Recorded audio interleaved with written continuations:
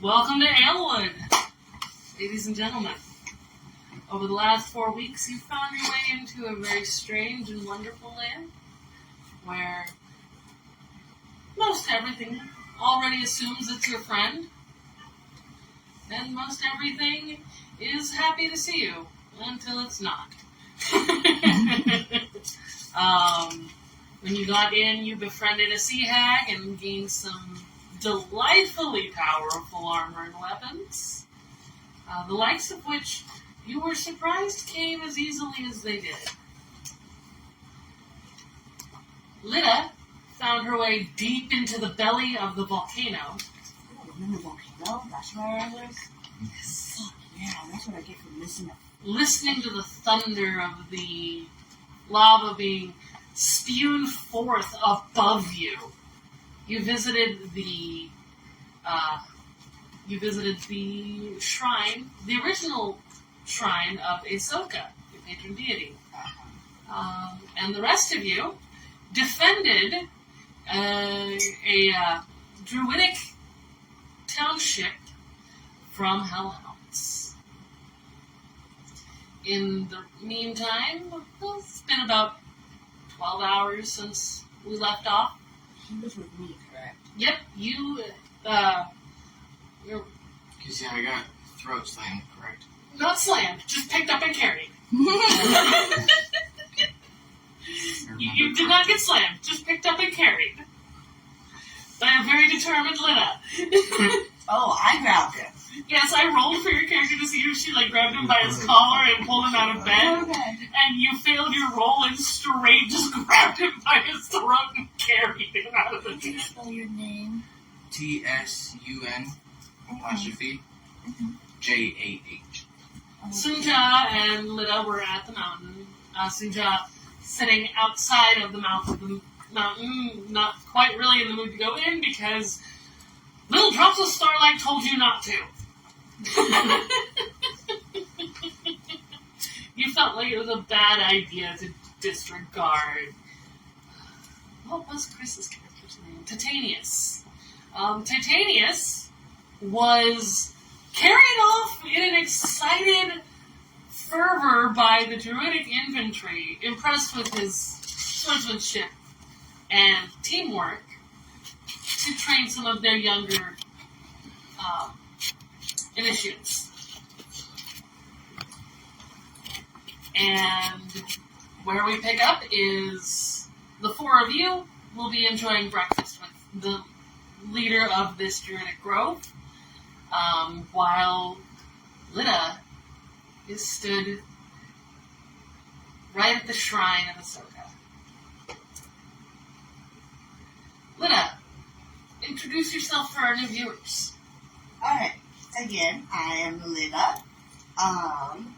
And my last name is Thimbleton, being half hobbit. I am... My warlock patron is Ahsoka. She is the main goddess. And, Halfling. am I supposed to describe what I look like? Because I did that in the intro Yes. just a minute ago. Re-describe myself? Yes. Okay, cool. So I've got I've got beautiful green vines in my hair that are braided like a mohawk and like side braids and just really fluffy, beautiful ivy and vines coming down and around. Very Viking-esque looking for the hairstyle. And in my green vines for my hair, I have beautiful orange flowers. Quick pause. That hasn't happened yet. Oh, the flowers haven't happened yet? No. We are doing that now. Oh, oops, sorry, skipped ahead a second. I thought that... You are at the shrine activating your pact. Okay. So, in that case, I actually still have beautiful orange hair, like carrot top ginger orange, with and that's all done up in the same braids that I just described. And I have a beautiful, rich, caramel-colored skin that has really dark green, Celtic knots going up my hands. My hands are solid green. My arms are that beautiful Celtic knot work. And it's all part of like me gaining my pact with with being a warlock. I'm wearing a simple brown leather vest, a nice white colored tunic, some simple leather brown pants, knee-high boots, you know, your typical explorer's outfit. And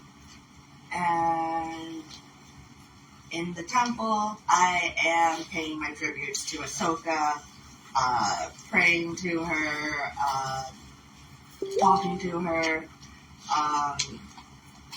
and so now what else am I supposed to do? I just described my character. Perfect. As you kneel, making your prayers and offerings to the oldest shrine you've ever seen, in the moss and wood and vine that surrounds it, the shape of a woman forms and steps forward, her long ears stretching back into points that almost touch, curled behind her head. As if her face was forming her circlet. Her what? Her circlet, her crown. Oh, okay. So her brows come down into her ears, and her ears circle around the back of her head, forming a natural crown with little buds of little flowers on it. Oh, cute. And probably the most vivid green light you've ever seen coming out of oval-shaped eyes.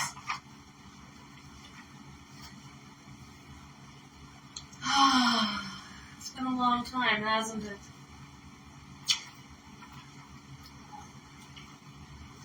Huh?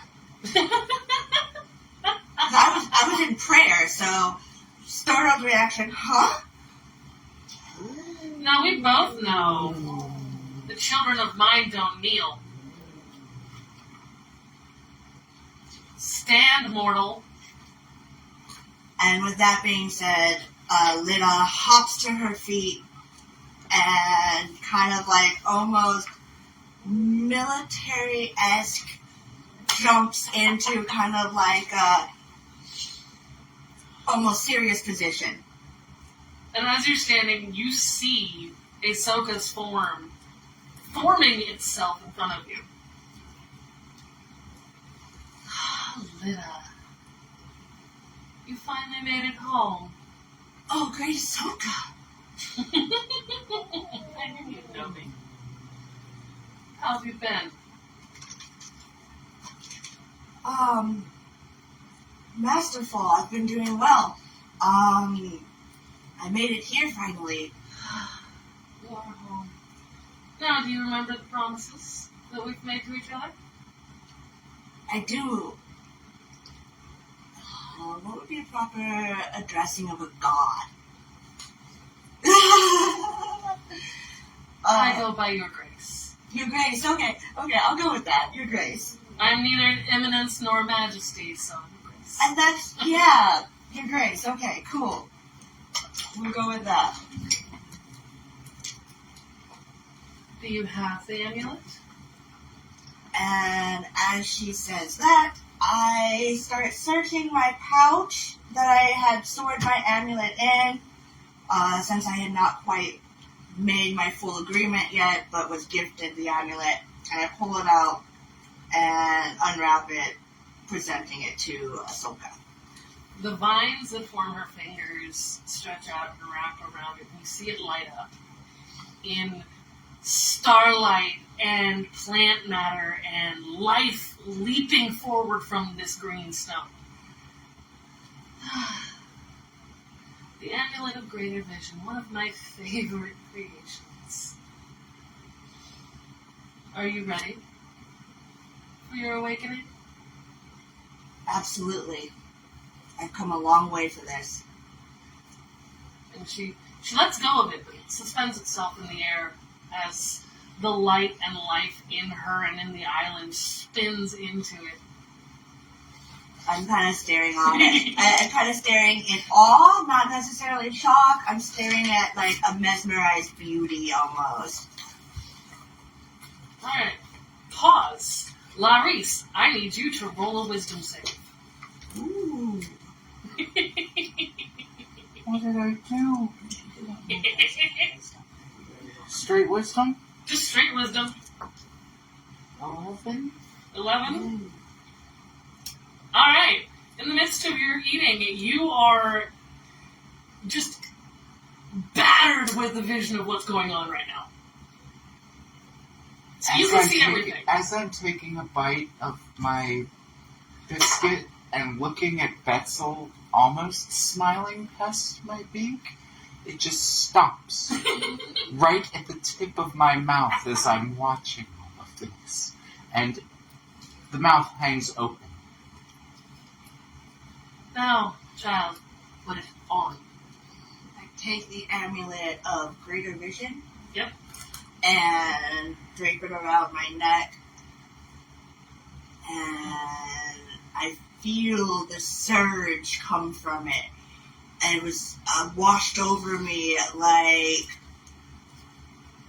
I want to describe it as like rain. Like the feeling of a rainstorm coming in. Mm-hmm. That thunder, that it rolled over me like a thunderclap. And I felt the surge of power wash through me, and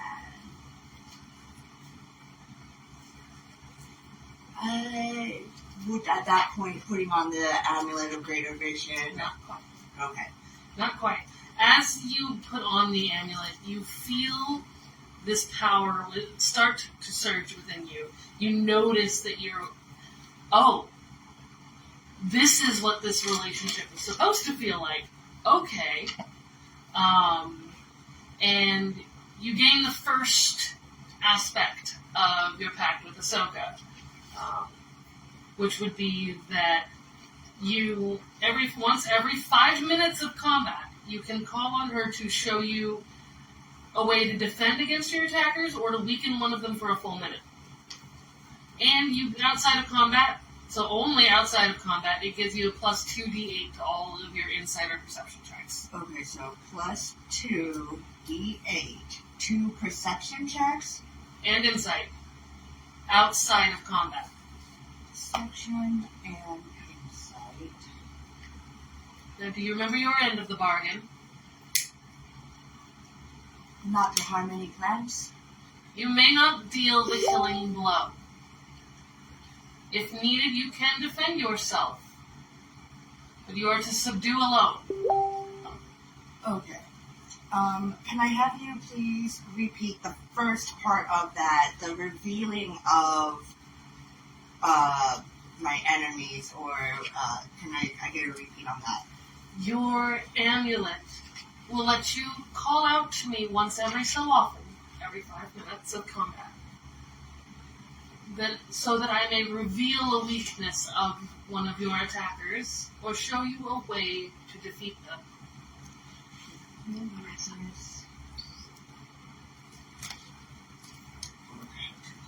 Okay, thank you.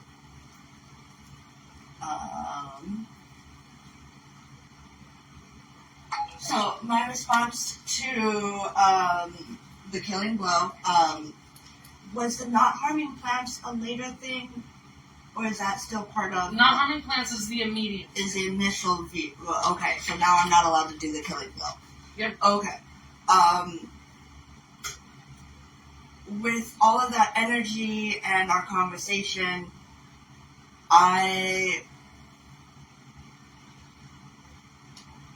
thinking of how to word this. Pause for just a second. Good. Great Goddess Ahsoka, I vow to you, I shall never kill. I shall never harm a plant. We will defeat this. And with that final statement, I present Great Ahsoka with some sort of tribute, probably one of my crystals. I present Ahsoka with one of the fine pieces of gemstone that I had cut. Present her with a beautiful alexandrite or something to the sort. Perfect. That's carved with that's like diamond cut with like the Princess Leo cut. It's a very elaborately cut, beautiful gemstone. Perfect. It's like somebody asking for the link. Excellent. Perfect. And you see that it turns almost to a glistening dust as she takes it from you, and just refines itself within the plant and earthly matter that makes up her body. I stare in awe with that as I watch the crystal almost like disintegrate and fuse into her beautiful body and make her sparkle more. As she does that, she finally sets a foot on the ground, and your gem lights up from your amulet. And you are knocked to your knees. And this is where the physical change happens. I'm trying to keep my balance. Describe how your body changes. So, as I'm knocked to my knees, and thrown to the floor, my hair, my beautiful orange hair transforms, it like almost falls out as it's transforming into all of these beautiful vines that are deep, rich reds and oranges, veins going through them, trying to be as vibrant vines as they possibly can with their bright oranges. Flowers pop up in my hair. Best way to describe the flowers that are in my hair would be like that crazy poisonous plant from Jumanji, the flower that opens up and shoots poison needles. The really rich, meaty, almost like a carnivorous plant when it comes to what you would think of a carnivorous plant. What's that movie? Little Shop of Horrors? Yes, kind of like that guy, except that beautiful, vibrant orange. Dude, that's a Venus flytrap. Oh. They're awesome sauce. And at that, when my hair starts falling out and becoming these vines, it's not really a painful experience. I'm not really I'm not spazzing out. I'm just going through these transformations. Since the amulet knocked me to the ground, that's why I'm on the ground. I get more green up my arm, more Celtic knots spanning across the upper parts of my arms and going up my chest and up my neck now. And my eyes, who were already a bluish green, are now a beautiful, rich, solid emerald green, very piercing, very, like the deepest cat-eye green that you can think. Just that beautiful emerald, Sprite bottle green, whatever. Like, those enough descriptions on that one.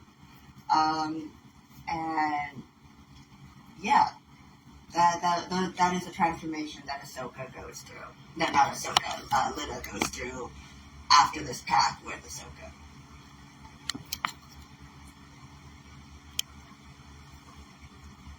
I've been watching all of this. Yes. You I just watch. sit down my biscuit and I look at everybody else at the breakfast table. And I go, oh, she played a heavy. Well, some people do anything for power. You'll see when she gets back. Is your biscuit all right? Biscuit's lovely, not hungry anymore. I saw something that put me off my tea. Lita, to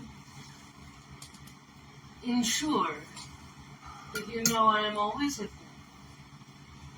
you, with your newfound looks, and she lifts you to your feet without touching you. and sets you back down. From now forth, you will be able to see in all forms of darkness. Ooh, dark vision. All forms. I don't have dark vision. Are we So- extending my distance? No, you can see magical darkness. Oh, no shit. You can see in magical and non-magical darkness. Oh shit. Okay, I need to put that down in my notes. Hold on. Right. And your magic will have a special effect against this disease affecting my island. And you will gain a 1d12 on your rolls against anything plighted to try to cure it. 1d12 to cure plight.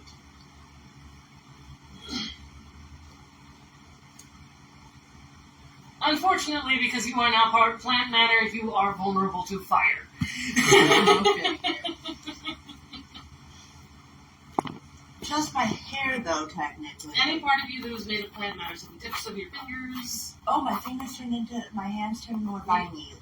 you got little tips of your fingers are a little bit tinged green. Your caramel brown skin looks a little bit more like bark than you remember it. Okay. Just a little. It's not like scaly or anything, but you can see the bark pattern in your soft skin, Okay. forming something that looks a little bit like your Celtic knots.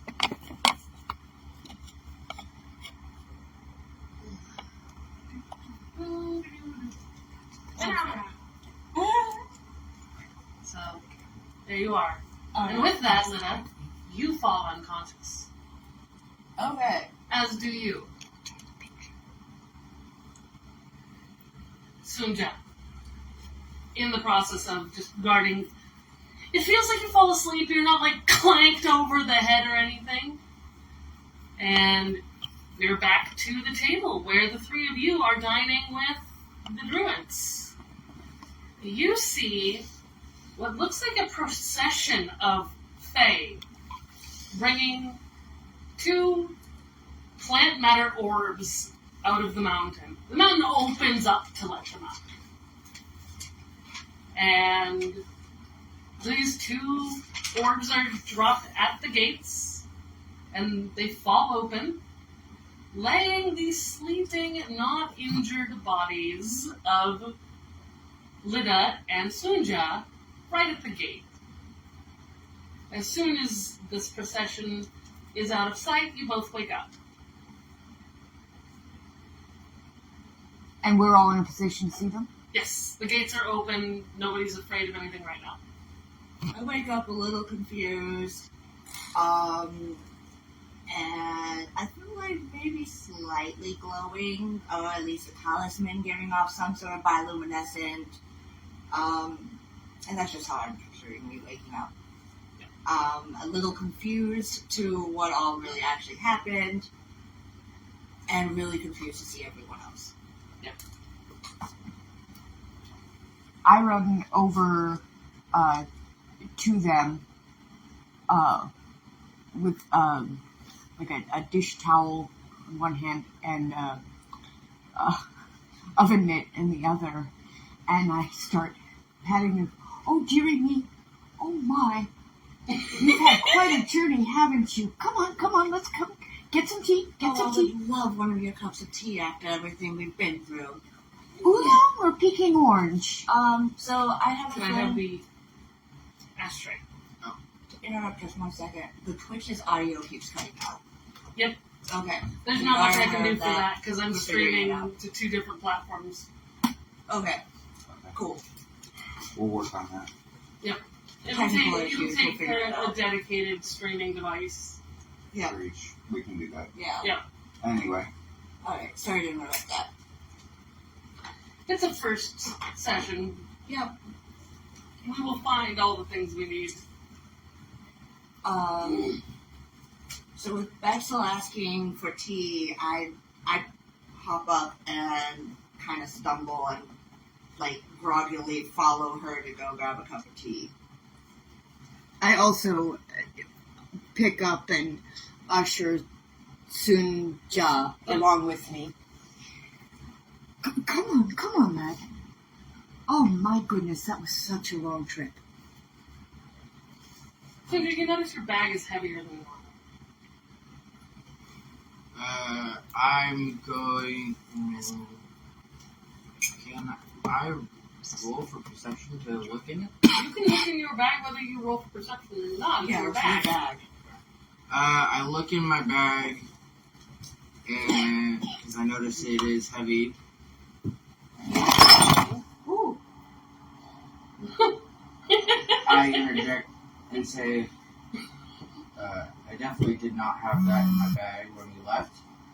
You find not 3 vials, but 3 full jars of a red liquid that sparkles with a little bit of starlight within. You have 12 full doses of a greater healing potion.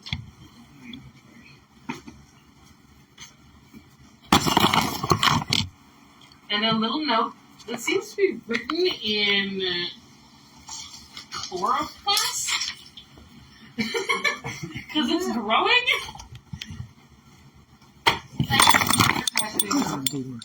Yep, you have a jar, a heavy jar. You have a big jar with 12 doses worth of a greater healing potion. Okay. Ahsoka doesn't have time for little bottles. Right. There's a note thanking you for escorting Lida to the mouth of the volcano. Or the cavern. The mouth of the cavern below the volcano. You've been returned safely to your party. You notice that Titanius has been absconded with by the infantry. But we don't know that. You'd know that. You wouldn't. You notice he's off with the infantry. Okay. Looks like he's training young druids in weaponscraft. You can see it. Okay. Walk over. Hope the barkish looking skin. It's still soft. Do we water you now?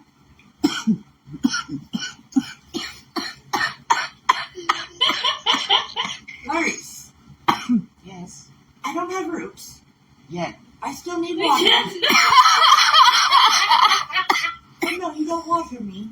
Oh, but then how will your flowers bloom? As saw Maurice the says that, the young whole druid thing. throws a glass of water at you. And you notice that your flowers and vines do absorb it, and you wake up a little.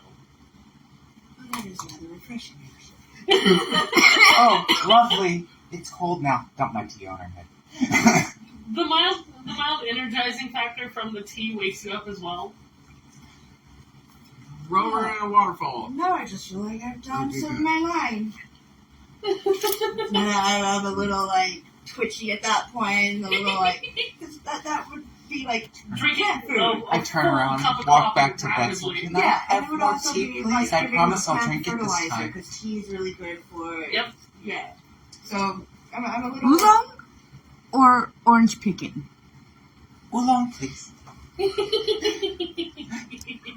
I pour Larisse. I pour Larisse a steaming, piping hot cup of So as a oolong. result of Actually, water, with Windy- water and tea, you Windy now have 4 pours the temporary cup. hit points. Of oolong. Plus 4 temporaries? Yep, you have 4 temporary hit points. Wendy, you can't hear me. Take it from the invisible servant. Sip on my tea. Thank you. Wander off. You don't have roots, you don't need to be watered, but if you are watered, just passively you do gain a little bit of hit points. Like rain? Yes.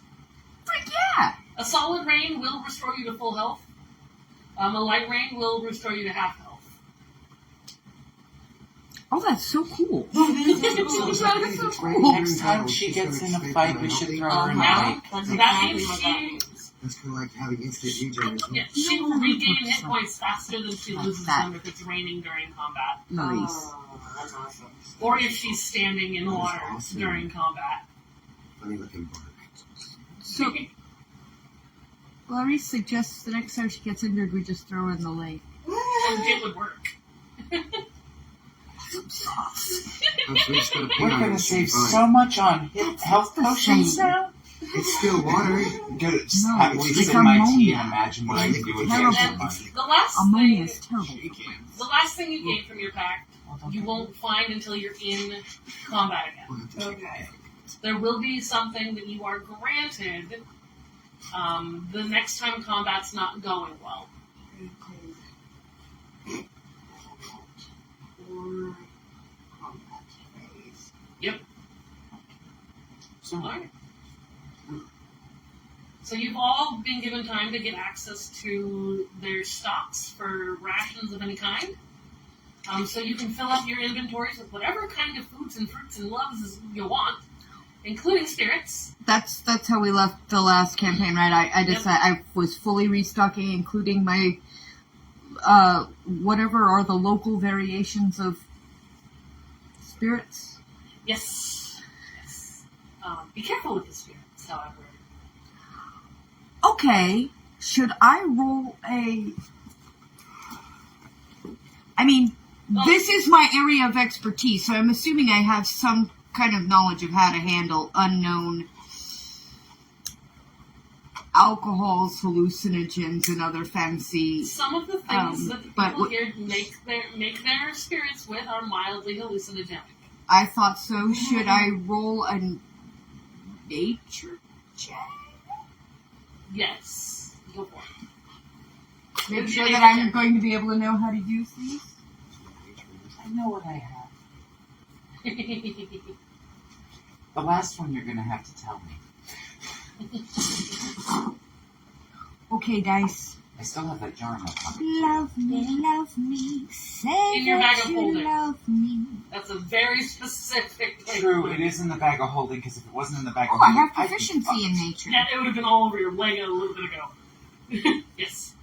Proficiency gives me a plus 2 to my roll, right? And it is... I'm thinking.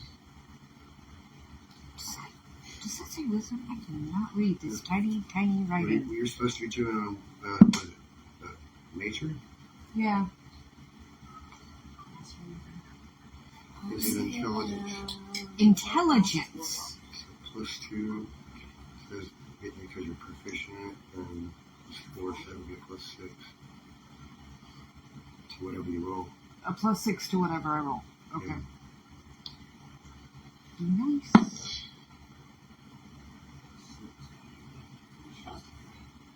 $19 plus 6. How much? 19 plus 6. So 25. In the shiniest of red bottles, you can discern, just kind of by touching it, that it's a mild hallucinogenic. And that special tingle. All of the green bottles are mildly hallucinogenic.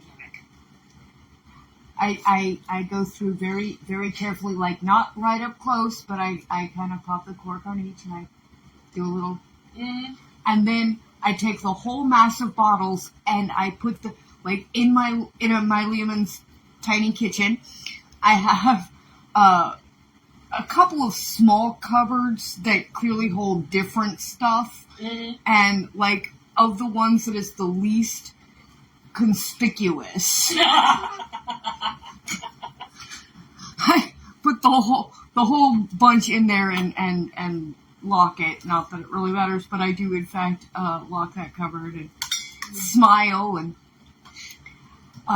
check the time to see if it's time to start preparing for lunch. Oh, it's far from lunch. Far from lunch. You've just eaten breakfast. Yeah. Faust, what are you doing? Having noticed all this going on, our quiet friend. Quietly smoking my pipe, observing all of you. Looking at the wooden I person. kind of follow Betzel. Find myself a flask of elven wine, a pony cake of dragon ale that I just kind of fit into the bag of holding for later. And then I go looking around for the biggest, most interesting looking bottle of whiskey I can find. And I want it to look odd. Can you make a roll a stealth check for raiding my stores? Essentially, They're right not under my your nose. stores, the druid stores. Oh, the druid stores. I thought you were in my hut, like raiding my shit. Not yet. That's me. Wait, what? What? Run straight. So, yeah, that's what I'm looking for, is the most interestingly bizarre-looking bottle of whiskey possible. As your feathers glide over all the bottles, they glide over what looks to be a marble. And as they do, it springs into this wildly shaped bottle that's got little tentacles hanging from it, and a delightfully brown alcoholic liquid resembling whiskey within. And as soon as your feathers drift away from it, it pops back into a marble. Okay, I reach for it again, And it springs into your hand. pick up the bottle, look at the liquid, and swish it around. It's consistent in color. It's a deep, deep mahogany brown. Any interesting effects to A little bit of a glimmer. I'm going to try something. Now I have coffee. I don't know. So, I'm just going to take the thing, and I'm going to say this one, and walk out of the ale store with the bottle in my hand. And walk up to the nearest druid and go, "What's in here?" Oh, that would be a grain-based alcohol, I believe, though I wouldn't take too much in one sipping. What's it do? It's a wild-shaped whiskey. Oh, lovely, mine. Put it into the bag of holding.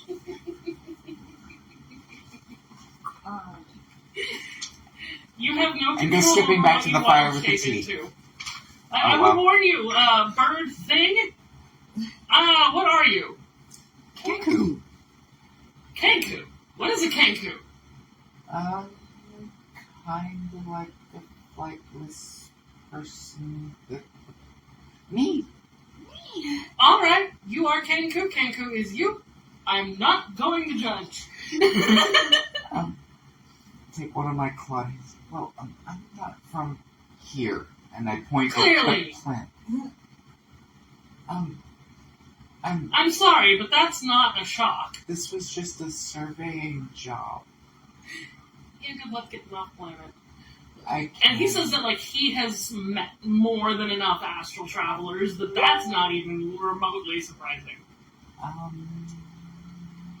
Could I can dream my way out of this eventually. Sure. But he doesn't seem convinced You hope so. at all. Like, at all. He's either run into more than enough astral travelers who thought they could dream their way out, or he is one. Look at him and send the message I heard. Use message to send. I heard that and walk off. I hope you would. My turn to go through this one? Though, Kanku, before you walk too far, just know that whatever you shape into, you have no say in the matter. Look at him. Good with that.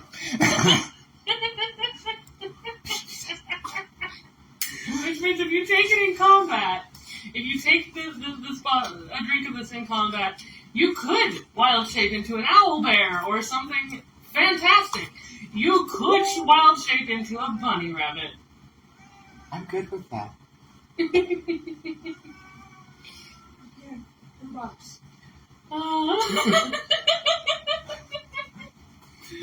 This is amazing. So, do you guys feel like it's time to start heading towards the Andrasiri druids? Well, I go over Hope, the now waterable woman. You should go find yourself some booze. They've got some really cool stuff. Check out my marble, and I hold it out in You my do notice hand. that any plant life around your feet does kind of try to adhere to it. I kind of reach down and poke at the grass and like watch it like play with me and like try to play with my fingertips and like so I'm kind of like this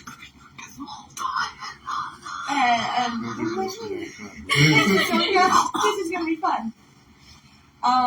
Your amulet lights up a little bit. And to respond to Larice, show me the way. Over there. I'm gonna go tap my keg. So All you would need is some standard leather boots. In I addition usually wear standard. to my standard spirits, I'm also getting regular, good old-fashioned supplies such as flour, Yes. sugar, milk, eggs. Yep, meat. all of that is in there. They Um, also have this wing of stuff that is weird. so I don't go for too much of the weird stuff, but I pick through and I get some interesting smelling sauces and some new cheeses I have not yet smelled before. And I walk in seeing Betzel rummaging through the stocks and the supplies, and I look over to Betzel and say, Larice told me that there's some very good spirits in here. Oh, yeah, right on the other side there, well, basically, it's not a shelf, it's a room. It's a whole room, many shelves, and, be careful, they're not all customary. Perfect. Oh my. And I go looking for the loose leaf teas.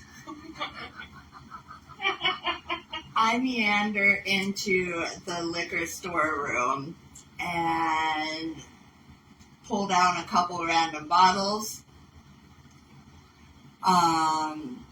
And specifically, I noticed a bottle that has a marking specifically to Ahsoka's shrine. So I snagged that bottle off the shelf as well.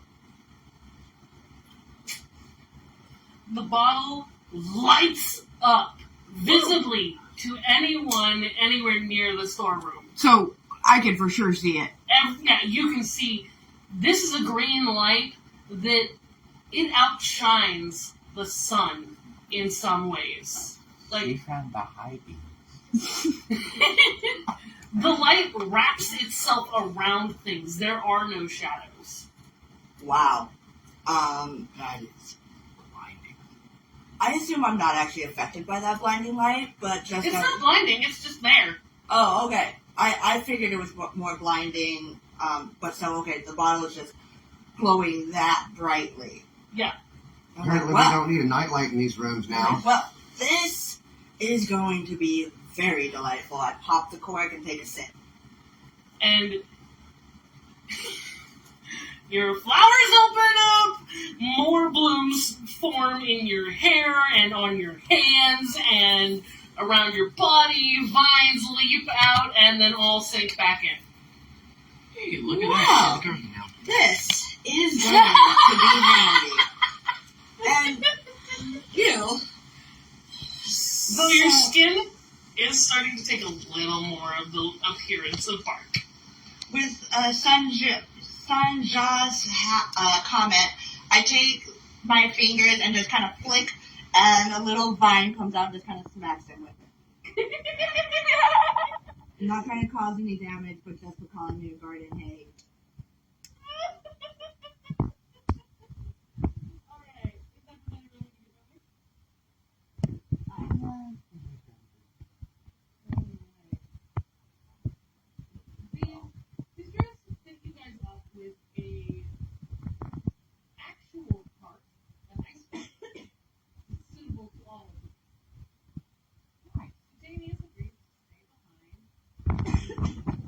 As you're loading up Betzel, an older woman runs up to the cart and is going to speak to you for a moment.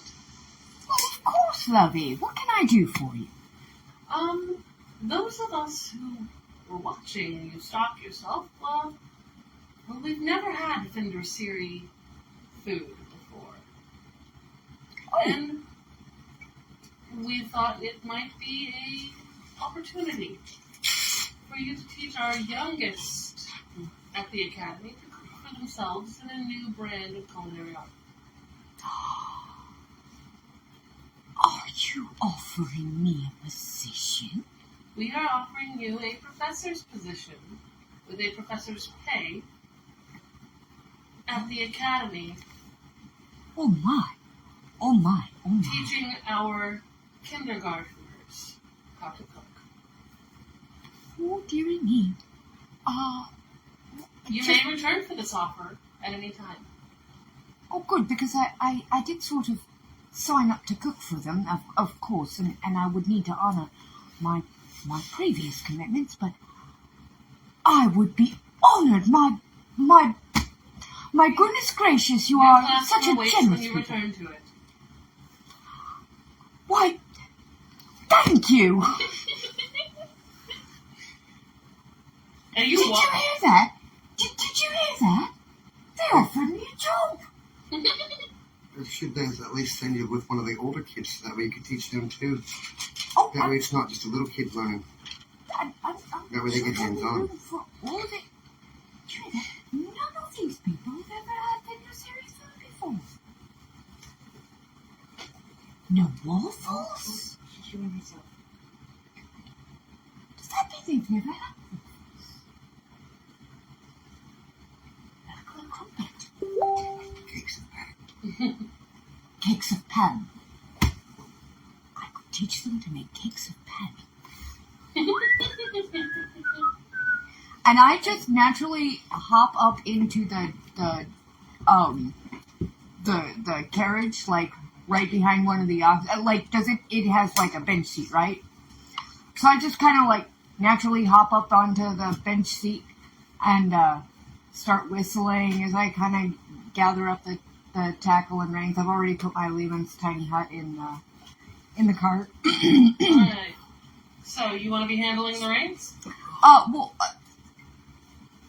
You said it was a cart big enough for all of us, so I would assume it was like a 2-3 driver. Well, I guess a 2-driver cart. It can be. So I did jump up there, but I don't necessarily need to be handling the reins. Well, anyone want to jump up with her and take hold of the reins before I tell you what's pulling the cart? Lyda's gonna hop up in the co-pilot seat. I'm just gonna sit in the back of off the tailgate. And go Hitched to the front of this cart are 2 adult, healthy Pegasi. Yes! Oh, delightful! I just can fly, but I can't. That is not fair. Now I'm pouting on the back of the cart. Aren't you lovely? Aren't you lovely? Hey, The man helping you stock, so simply tell them where you need to go. do they have names? Their names are Reshfir Reshfir and Litani. Reshfir and Litani.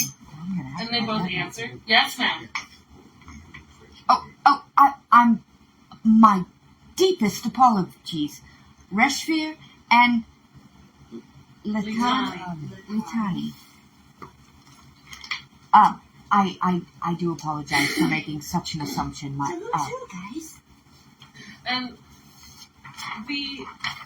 there's a kind of a muddy brown Pegasi. They're not all gleaming white and beautiful. Right. And a charcoal black from head to toe Pegasi. The muddier brown one is Litani. And I've already forgotten the name of the other one. Reshfir. Reshfir. Yay, ADHD. Reshfir is the charcoal black one. They are a bonded and mated pair. So one's male, one's female? Mm-hmm. Litani female? Yep. Okay. And Reshfir is the male, and he switches his tail with a protective air And you notice that the wing that sides with Litani is a little raised, as if in a moment's notice to shield her. Aww. He's kind of protective of his lady, but he likes that he gets to do his job on her. You're both just the most magnificent thing I've ever laid eyes on. And I have to tell you, this has been a hell of a week. And Look over my shoulder. You've never seen a space whale. Reshford looks back and in a deeper booming voice says, "Now, where are we off to?" Well, the Druids of... Oh dear. Andresiri. Druids. The Druids of Andresiri. Ah, okay. And both of their hooves both start pounding the ground with a fierceness. Oh! Oh my. And you watch as the road opens itself in front of them. A road that did not exist when you were eating breakfast this morning. And I'm never going to get used to it this. raises to meet them. They are gliding along it as if in flight. Your cart, however, is not so lucky. It's hitting every rock on the way. Oh no! Plum, plum, plum, plum, plum, plum. Holding For the love of man, slow down some. This Oh, ride okay, feels like okay. I'm beating myself to death crouch back on the here. back of the thing and hold on to the tailgate so that my butt's not bouncing off of the back of the cart. Reshford, darling, could you slow down? I don't think the wheels are going to... They're reduced to a trot.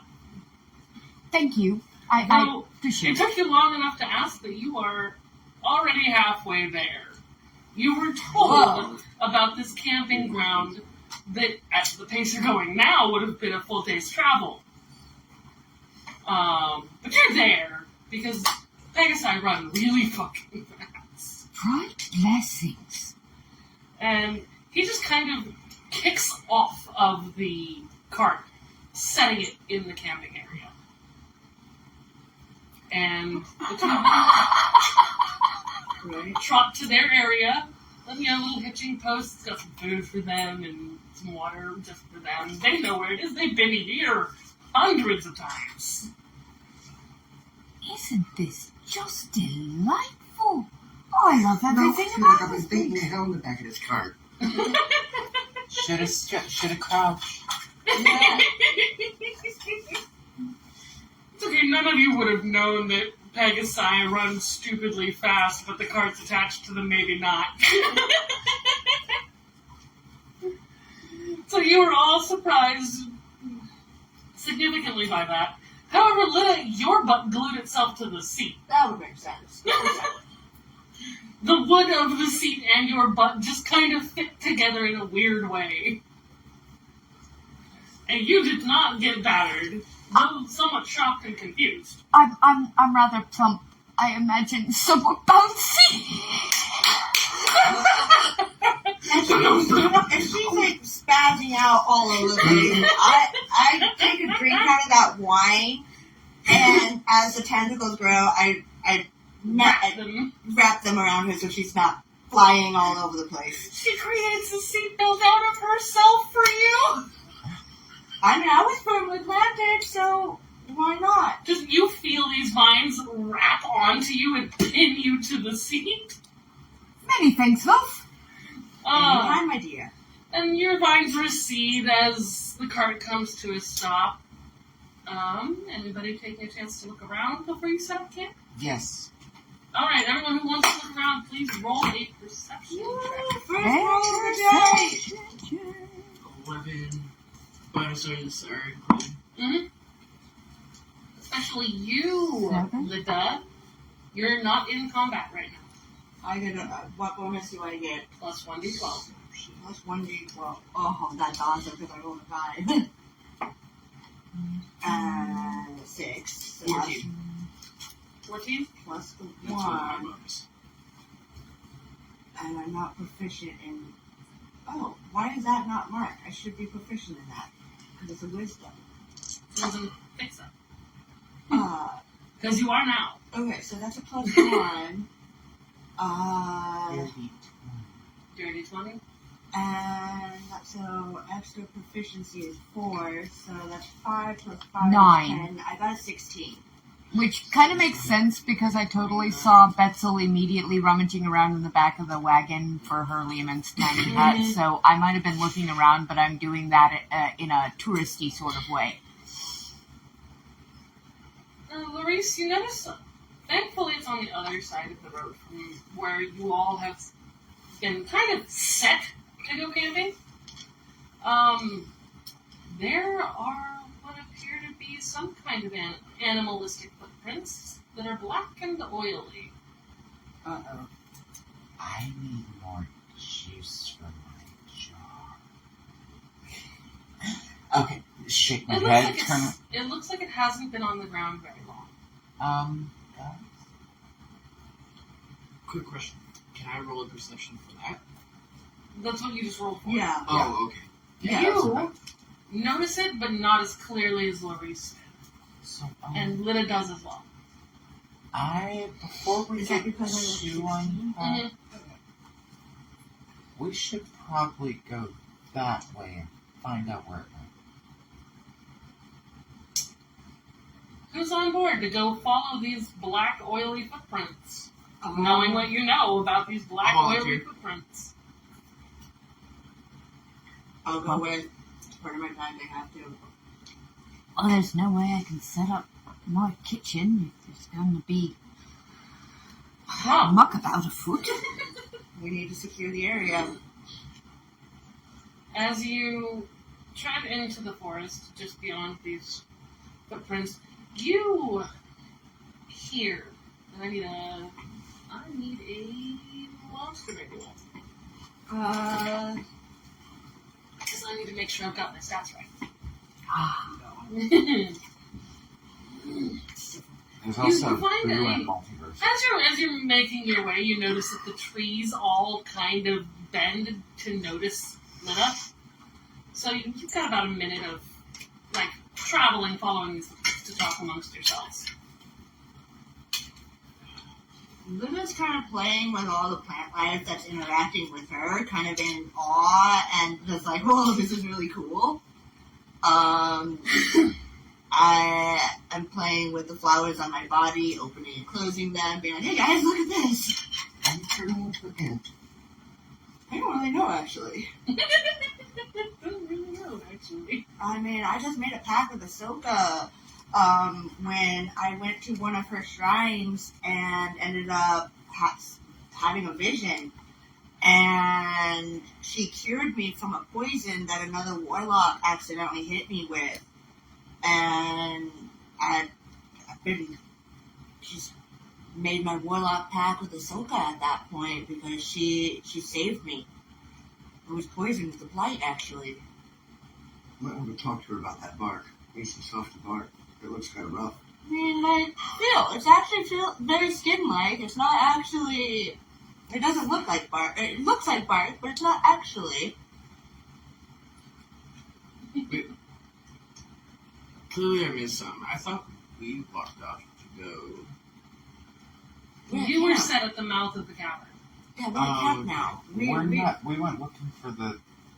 We're looking for whatever left the footprints that Larry saw. Yeah, we wandered off away from that. Yeah. Yeah. That's why I was wondering, because I noticed that you guys were talking in characters. So I was like, We all walked together. off to go okay, follow the footsteps. I didn't know we came out. Look like the cop's gonna get up and go anyway. Yeah. I didn't know we all go. Yeah. I guess this That's is why I my got confused. So,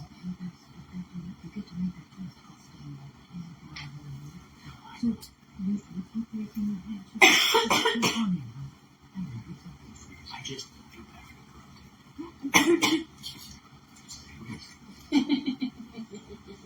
Have you heard us? Yeah.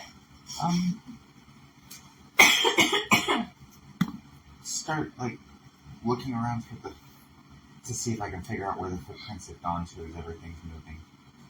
As you're following the footprints, you notice that they are humanoid in shape and probably not the thing currently affected by the plague, because they are far too uniform. You get a little further, and you notice huge dragging streaks of plight. Oh, this isn't good. And I mean huge dragging streaks.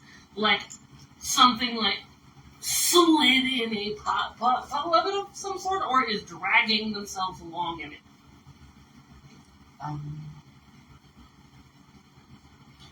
Glad I got a good night's sleep. I'm going to use my amulet of greater vision upon finding all of this, and I am going to ask for a plus 2d8 to my perception and insight check, so I can try to perceive if this is going to actually, if we progress on, or to perceive if we are safe. Has the creature moved on far enough that we can camp for the night, or... Make a perception roll. Okay. Can I also look or roll for investigation to find any clues of the possible creature? Creatures, yeah. To what? D8? I'm looking at the wrong ones. I'm gonna start poking the blight smear with a That's stick to 17. see what happens. Plus a The stick starts to crumble in the face. Huh? I need Xanathar's guy. 18, Xanthar. 19, 21. So, 22 is what I get with that. 22? Uh-huh. 22? This is fresh. This is fresh, so... Brand new. Okay. And as you're looking and investigating, you hear, "Why is it fighting us? Nothing fights here." Just a little ways off in the distance, through a small thicket. I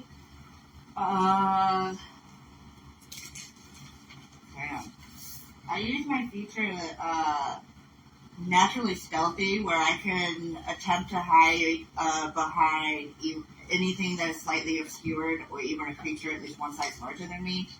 And I'm also going to use my feature of Lightfoot, where I can Misty Escape, where I vanish in a puff of smoke. I'm going to use Misty Escape, disappear, and try to be as naturally stealthy as possible, going towards the voices. So I should probably roll a stealth check. Mm-hmm. Real quick, can I have a mulligan roll? What kind of mulligan roll? For what?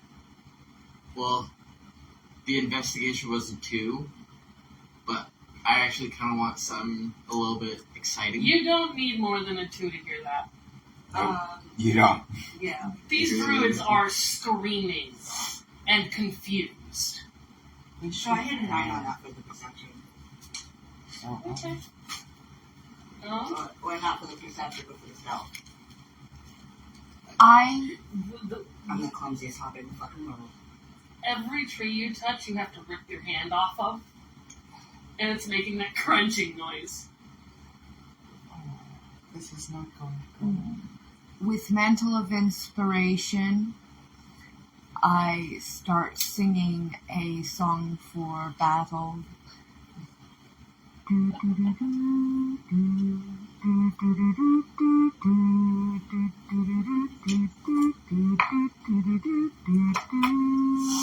giving everyone an additional 4 temporary hit points, right? Let's see, that does... let's see. Imbues your allies with vigor and speed. You can choose a number of creatures you can see, so everybody I identify as an ally that I can see. Okay. Within 60 feet of me. Oh, sorry, never mind. Up to a number equal to my charisma modifier, which is going to be... Actually, I wrote this all over here, so... plus 3, so I can do 3 people. Sunja. You get the sense that Lita does not need any help. Right. Sunja, Faust, and Larissa. Clarice. Larice. I think it's kind of adorable that Betzel keeps mispronouncing her name. Right. You can tell she's trying. It's okay. I've been saying it for 100 years and get it wrong sometimes. Each of them gains 5 temporary hit points. When a creature gains these temporary hit points, it can immediately use its reaction to move up its speed without provoking opportunity attacks. The number of hit points increase. Oh, never mind about that. I'll move as close as I can to this clearing, but I'm not trying to be stealthy. We're level 9? Yes. Yeah. Oh. Yeah. It's not showing me how much it increases, but number of temporary hit points increases when you reach certain levels in this class, increasing to 8. Sorry. You've got 8 at 5th level, so 8 spells. Or 8 temporary hit points.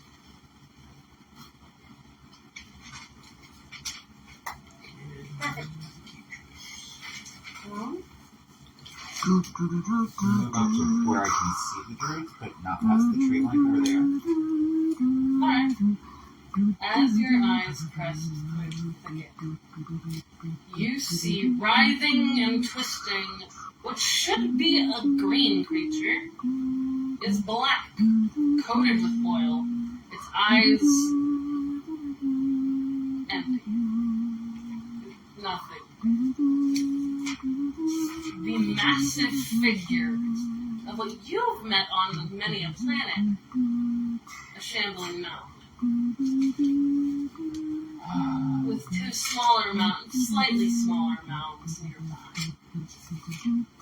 Actively falling to the plane. They've still got their minds to the balloon.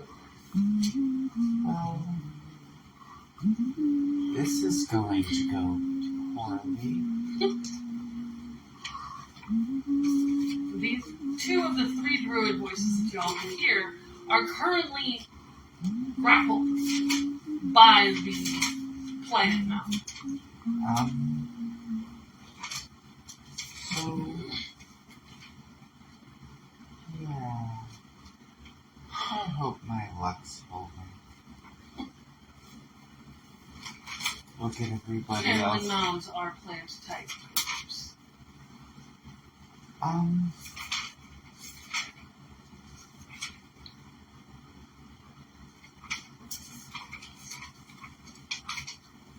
Yeah. What are we gonna do, guys? We should probably help them. That's not good. It's going to eat them. Yes, but how? How do we get that stuff off of him? Well, we could cut off the tentacles that are holding him.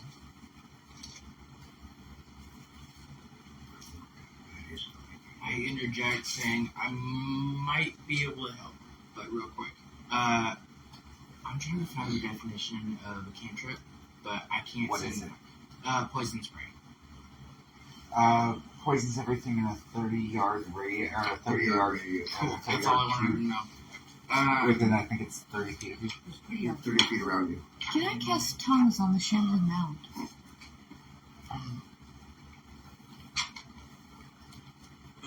Yeah, they don't talk. They don't talk? No, okay. They have a mouth, but they don't talk. They Okay. don't speak any languages. They eat things. That's what they do. Okay. They just eat things.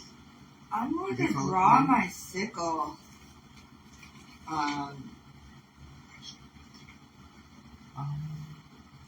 You're not allowed to hurt plants. I've got an idea. Squirrel? I mean, I'm not allowed to kill Squirrel? it to kill it slow. If it's a squirrel, it won't have tentacles anymore.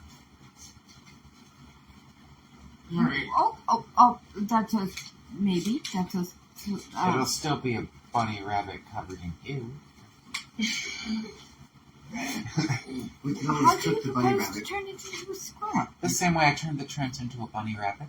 Hey, but we can cook that for the plant in that case. Not once it's blighted, you don't want to eat that. I didn't say what it is. We can just cook it and get rid of it. So it cures everything. That, you just need cremation, right? It's not cooking, Yeah. that's cremation. Cooking is what I do. Alright, so I'm going to try and cast polymorph on the shambling mound that's holding the druids. Alright, I need dice. So save difficulty 16. I 16. also.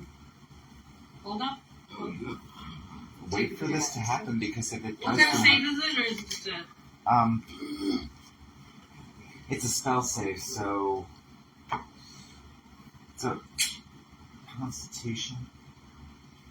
It's a 19 flat.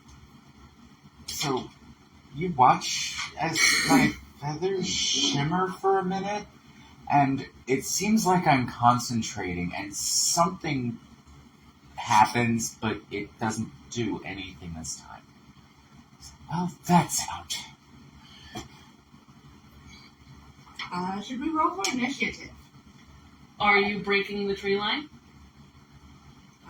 No, not yet. Alright. You all have enough time to figure something out before you break the tree line. So I'm going to cast one of my cantrips, Poison Spray. Since it's a 30 feet, 30 feet radius, I say everyone get back. So Okay, roll a hit. I put it out of there. 2d12. That's for your damage. Yeah. This is for your hit. And then for the hitting, I would roll a d20. Yeah, that's exactly. Roll a d20 to hit.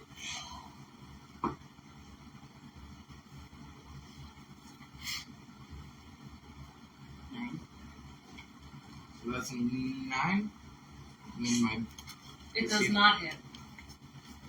So there's now a cloud of gas for the next. So with that being said and done, I am going to use my one action to cast Fairy Fire. So I pull out my orange crystal and I whisper to it, Midocris Ignis? Yeah. Midocris Ignis? Sorry, I suck at Latin.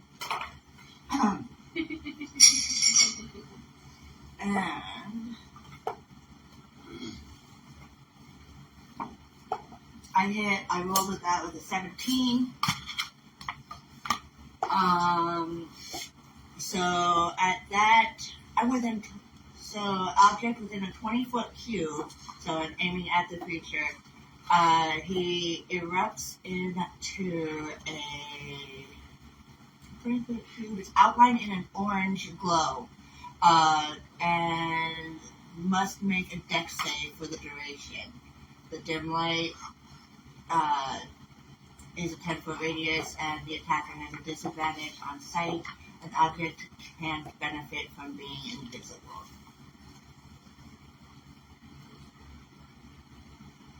Read that one more time. Let me actually see my pH real quick. That I feel like my description is a little off on that. Fairy Fire, here it is. Each object in a 20-foot cube within range is outlined in an orange light. Any creature in the area within the spell is also outlined in the light if it fails a dexterity saving throw. For the duration, objects and affected creatures shed dim light in a 10-foot radius. Any attack roll against an affected creature or object has advantage if the attacker can see it, and the affected creature or object can't benefit from being invisible. So we all get advantage on attack. Yeah. Alright.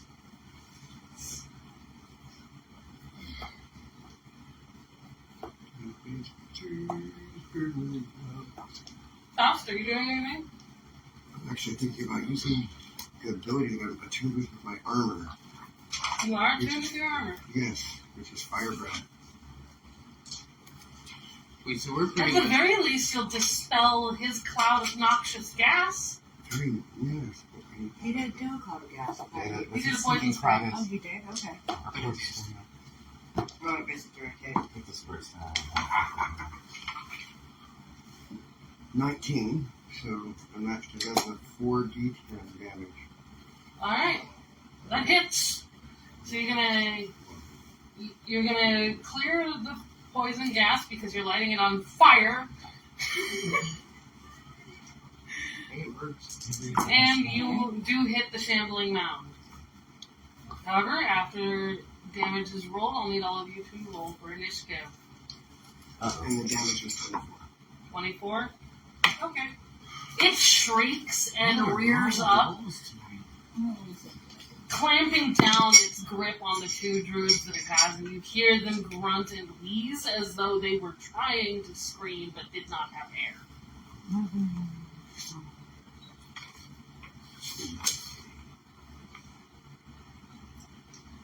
And, alright. I rolled a 2 for my initiative. Initiative. So, I rolled an 11, and I have a +6 on that, so 17. Oh. 2 plus 4 is 6. what was yours? 17 Okay. total. So Lita 6, that's the 17. I had your initiative bonus. Clarice? 17. Let's get out of books.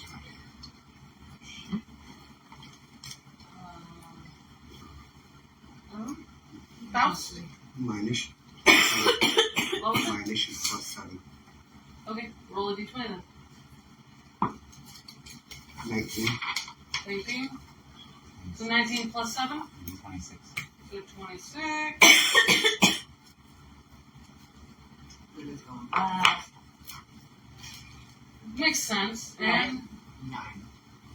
2, 9. So you and Lita are going last. Noted. Alright. And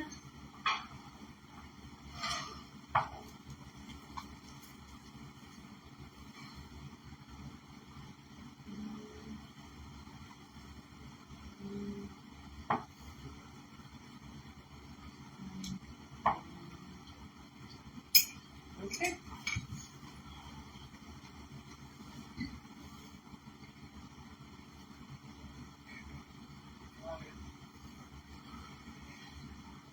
Faust, it's your turn to start off with. Okay. Well, I can take my blades and use them if I can try and cut these tentacles aside. At least keep these guys from dying. You're not in combat range. You know? No. I have to move in combat range with them. Yes. Oh, yeah. And this creature's size is large. Oh no, I don't want to do that. So you would have to get in combat range to engage in melee with it. Oh no. No, I think I'll stay that close to where I'm at just to be able to use the fire breath with this nuking armor that I have. And I also have spells that I can use for distance like that. Like flame strike. Wait, so we're all within 30 feet, right? Or are we all, like, up front? You're you're all within 30 feet, but you're not within 5 feet of it. And 5 feet is striking range. Yep. No. No one yet has decided to get in combat range or melee range. So, who goes first? So with this as initiative? going first on that, I guess it was me. So Yep. I'm going to cast flame strike on it. With Okay, what's your spell save? 12. I rolled a 16. And the attack makes that a 20. Or dirty 20. Okay, yeah, that hits. Roll damage. Yeah, roll damage. Even on your spell save, Flame strike again. So it hits. damages on that.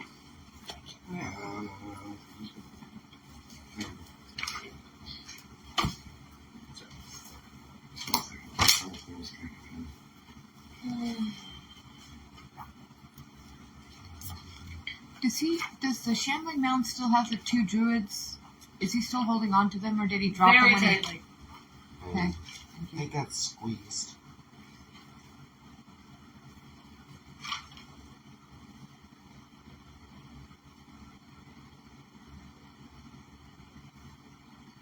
Alright. 46 for fire and 46 rifle. Okay.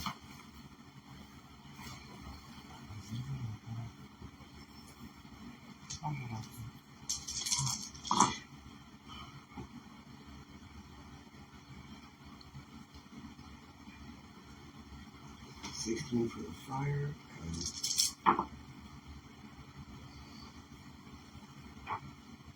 12 for the radiant. She's still saying.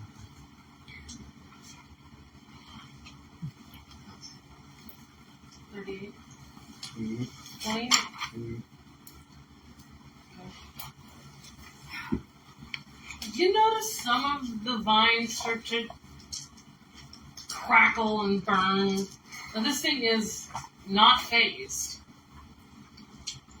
But it does notice. It notices. And having rolled a 21 for initiative, it spins on its heels, Oh boy. crunching down even harder on the two druids, who you've just managed to also light on fire. Good job. You're clearly not the cavalry. Hey, we're clerics. We can cure him later if we don't kill him. However, as it spins on its heels, Lita, flat d20. Huh? Just roll a d20. 3. 3? Alright, cool. Nothing happens.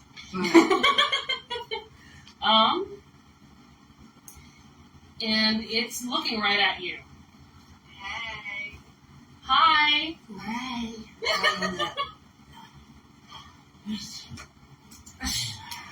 Alright. And it's going to lift one of its oil-slicked vines up and take a swipe as it's stepping forward. These vines stretch out, and what's your armor class? Because these are big and can shoot their vines fairly far. I think I know what I'm doing. This is my class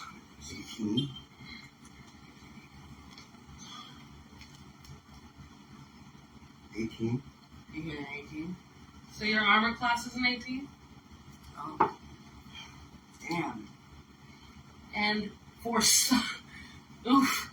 Okay.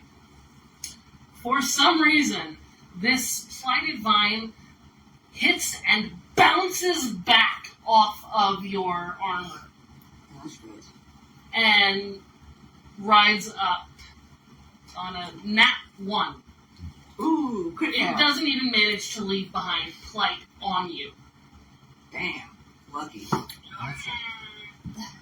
And the other one, swing and a miss on a 6. Sorry, guys. Oh, I can turn that off now. Yes. Okay.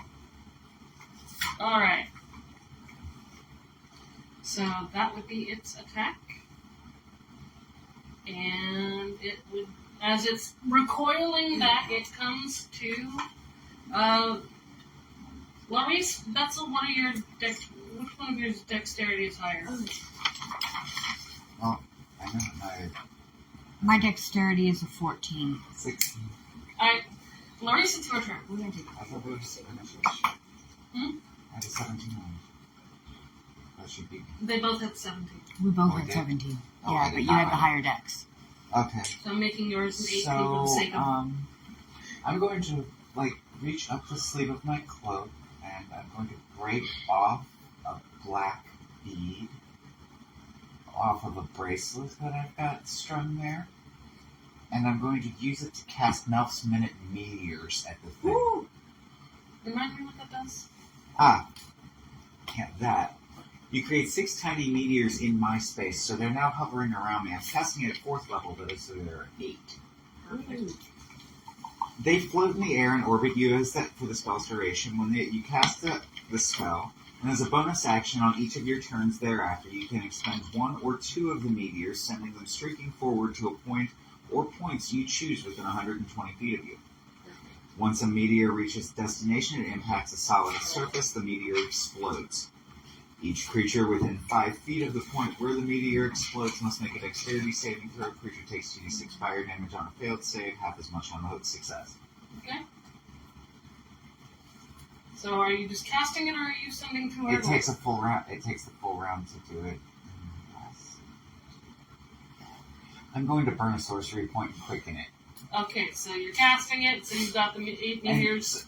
What you see is these 8 spheres of what look like odd rock. Like they shimmer like her feathers, and they almost look otherworldly as they manifest around her.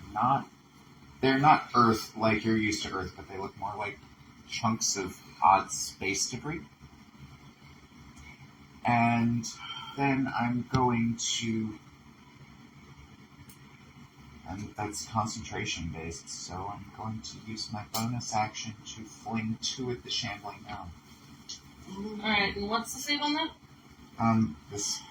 The save? Yeah. It's a dexterity saving throw against my spell save, so 16. 1 hit. Well, I get to roll the hit. There you go. Roll the hit.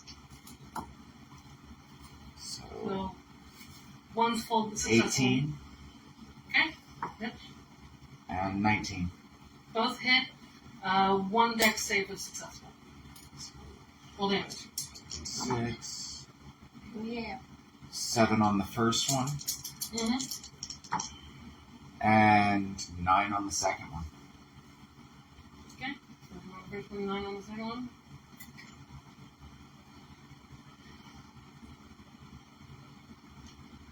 Any particular location you're aiming these at, or are you just... Center mass on the shambling mound as far away from where they're holding things in the tentacles as possible. Okay, so like right here. I'm aiming for the mouthpiece. Mouthpiece. Alright.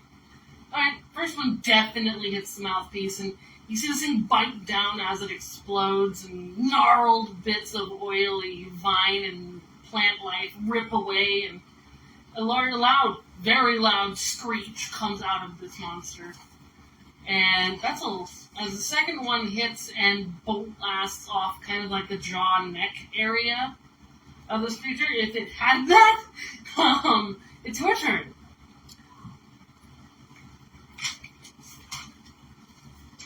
I rush to the 2 druids that it's holding on to. You're getting up close hands on with it? Not with it, but where They are tangled up in it. Okay, are their feet at all dangling? Is there any part of their bodies that I can kind of get to? I only need a touch. Kinda. I mean, you can get a hold of one of each of their feet, but Perfect. you are practically hugging this thing to do so. That's a risk I'm going to have to take. Okay. I grab onto each of their feet and I call up to them. Hold on, lads. We'll get you down. I promise. And I cast heroism on both of them. So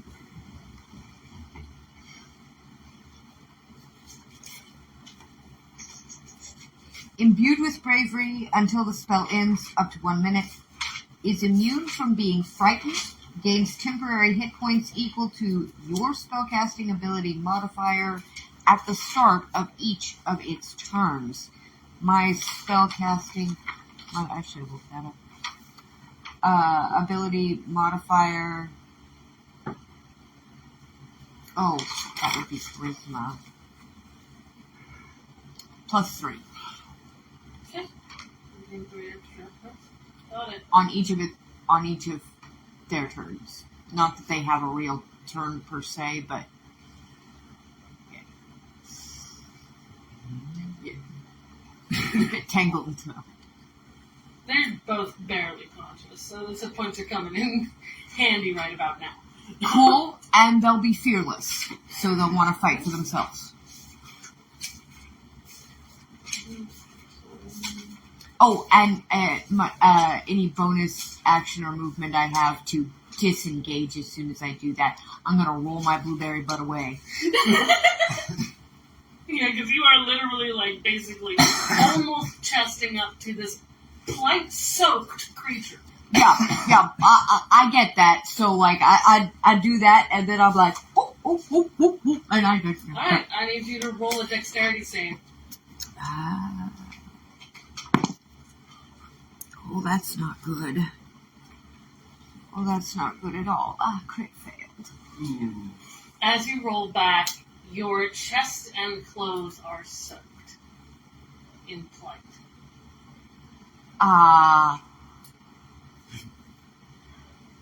It's on your skin. Oh. Anybody have a reaction they held? Have a reaction. Because Vessel has hugged the oil monster. Are there any water sources nearby? Yeah, they're fighting near an open lake. I start taking off my clothes and and trying to bounce my buttons. Did not see that coming. You see Vessel rapidly and wildly disrobe. Smart. And then I jump in the lake. And you land in the lake, and the water avoids you. Do I land on the bottom? This is living water. You have to ask its permission. Oh, dear God. Oh. Blessings of Ahsoka, don't leave me now. I'm doing my best.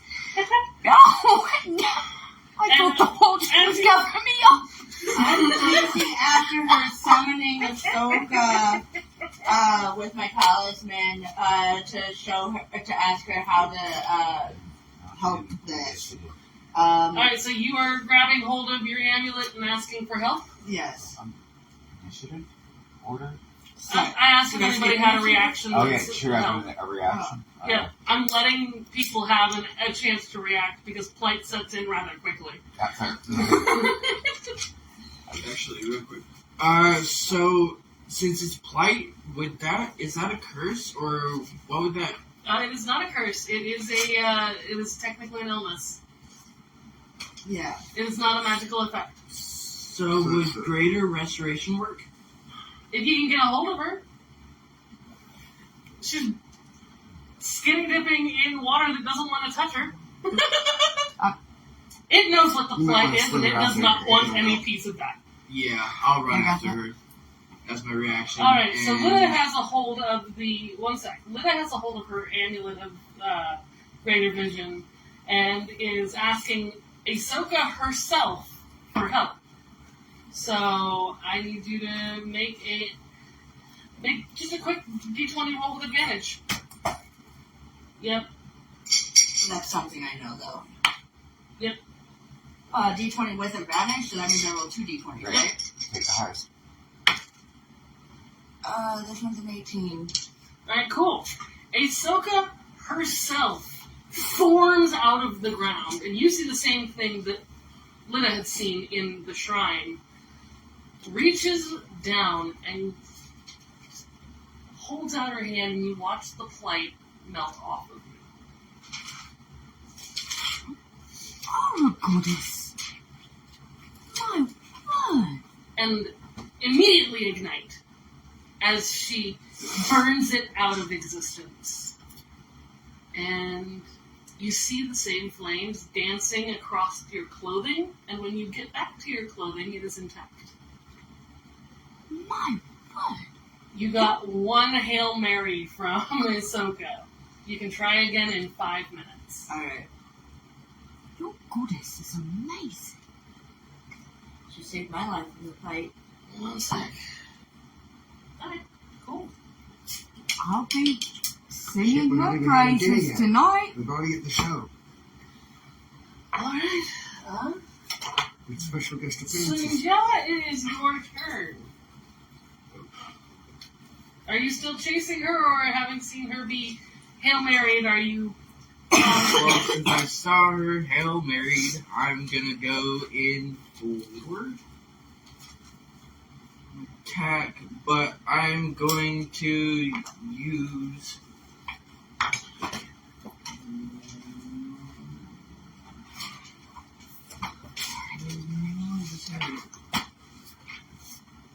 I need a player's handbook.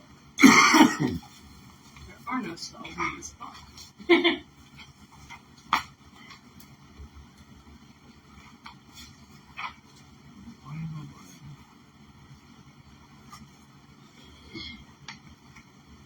Okay, I'm gonna use one of my cantrips to cast Sacred Flame.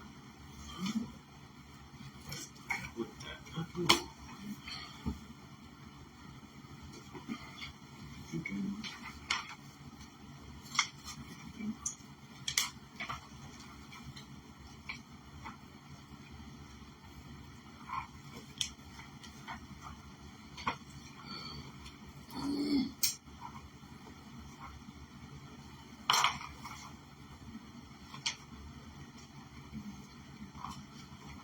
See what the range is on this thing. I have a chance. Okay. Sacred. Yeah, Sacred Flame. Sorry for taking so long, guys. Hey, this is why D&D takes forever. Got it. Alright, so it's an instantaneous, one action, 60 feet. Cool. So, You want to make sure you hold on. So, as I'm casting this, so, like almost kind of a ward shape around my body of an orange, red, yellow mix of colors forms around my body. Wait, just kidding. Forms around the creature that I can see within range. Okay, 1d8. So in this case, roll 20 to see if it hits. And it doesn't. no hit. Alright. Okay, it goes off. This thing barely even notices. And it's Ahsoka's turn. Is it this turn? Ahsoka's turn. Oh, Ahsoka's still present. She never did step off the field. Oh, okay. As Ahsoka finishes clearing the plight so the living water will return to its place, kind of giggling a little bit at you for missing the water entirely, the landing right in the middle. She thinks it's cute. She grabs hold of her shoulder. You watch as her staff slash what could be a spear just materializes out of her own flesh. And she points it directly at this thing. And you hear a language none of you have ever heard or spoken before. Try to write down the syllables phonetically and memorize the sounds. As you attempt, give me a wisdom save. Or wisdom check. You got Thank me. you. Thank you, so I can pull it off with performance. Okay. So I hear it. She's speaking loudly enough that you can hear it. Well, that works. 16. 16? Cool. The syllables and word structure make themselves visible to you. She knows what you're doing and is giving you a chance to write it down. And as she speaks, making quick note of you, you see a ray of green light burst out. And let's see. Does it hit? It does. And as it collides with the creature, you see it stutter. The two druids it was holding fall to the ground, crushed but alive. And it just kind of staggers back, and the beast is stunned for the until it can make a Constitution saving throw. So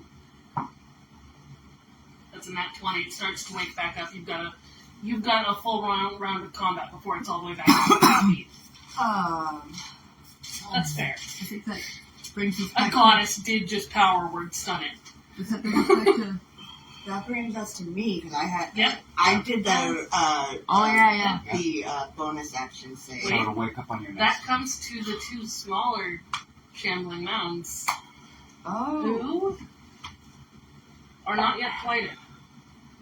One is, on that one, you see its eyes go empty and blank as it starts to keel back. It is losing its mind as we speak. The other one succeeds and does not succumb to the plight just yet. But you see it struggling. I feel its pain since I'm connected to it. Mm-hmm. You no longer feel the pain of the one that just succumbed. Oh. There is no pain or suffering. Okay. It's gone. Okay. It's kind of upsetting to you how quickly that anguish and fear vanished, though. Yeah. Now it is your turn. So, with that being seen, Lida... And Ahsoka returns to the earth. Your Hail Mary is over. Go figure. Lida seeing Bexel recovered as well as watching Great Ahsoka cast her spell. I step forward, drawing my sickle and preparing to cast Sleep. I'll What's your spell save? My spell save is 13. Oh. It just fails. 5 plus 8, 30 is 8. As long as nothing wakes it up. Attack bonus is another 5.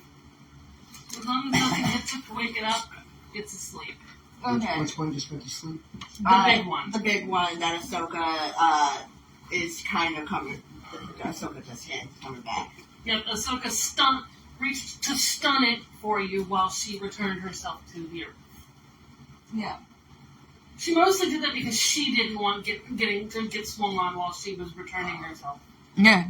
So with that, I say, Somnum! And this thing comes... And it is sound asleep. And it'll stay that way for a full minute as long as nobody wakes it up. What about the one that just succumbed? It is making a rambling pace. Technically, if I roll 5d8, so the description of the spell says, put target to sleep, 5d8 equals HP total of creatures affected. So, Are you going to try to hit it? I mean, since the spell was successful, Yep. I guess I would roll a couple of 5d8s apparently to see how many creatures are affected. Within No bother. It succeeded on its save. Okay. Okay. That's all. I have counter charm.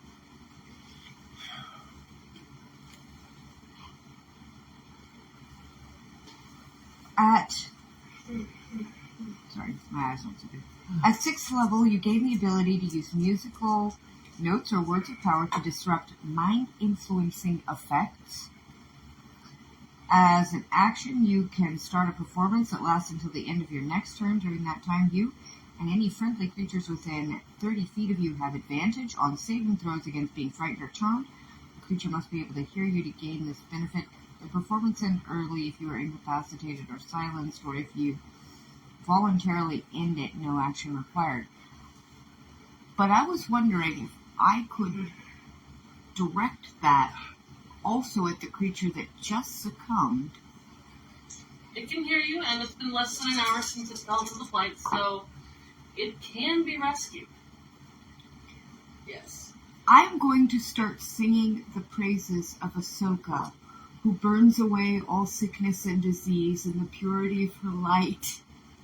There's a whole new division of cultures on Ahsoka. Alright. Yeah, give me a flat D20, DC, I'm gonna say 13. Oh, that's a D12. That won't help me at all. You need to be nicer to me this time than you were earlier.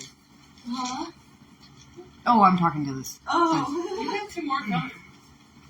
Once this one gets... Oh, much better. Okay, 13 is the flat roll. It, Plus your spell. yep, plus your spell. Attack bonus. would be, I think it was was it a +4 or that +6? number. Yeah, I know what it is. I'm just trying to remember. I mean, I know where it is. I'm just trying to remember what it was. 7. 7? Alright. 13 plus 7 is a dirty 20. It is. It is. And you see the light come back to his eyes for a moment as it starts to fight against the light again. And since You that's see a the oil burn away from its face for a second. since that's a concentration spell, I just lock eyes with it and I keep singing to it like I'm coaxing it back. Alright. That brings us to you, Faust. Okay, so I need to know what the creatures are. You are standing about 10 feet away now from the big one that's asleep. The other two are about 30 feet away from you. The one that just succumbed and was mostly kind of rescued is stood in its tracks, fighting the plight again. And you can see the look of recognition and fear in its eyes. You can feel the fear come back. Would that technically count as being frightened? No. No, okay. No, it's not frightened. It's afraid it's going to fall to it again. Okay, so I just feel its fear. I am not frightened. Yep. No, you can Okay. feel that it is afraid of losing the fight again. It's Yeah. Yep, it's Faust's turn.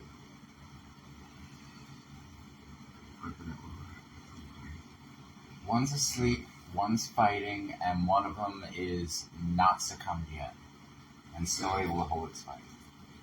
Okay. Yep. So I'm going to move from the one that's asleep towards the one that's going in and out of the succumb. And I'm going to use my pretty band hammer mace for bludgeoning and acid damage. Yeah. On which one? I'm the one that's going in and out of being succumbed. That way he ain't got to worry about it. What are you doing? Bandaging it? He's gonna hit it. I'm going to hit it with the band hammer of hell. Alright, how much damage does that do? Well, I rolled an 18 when I did it, and I had to roll 1d10.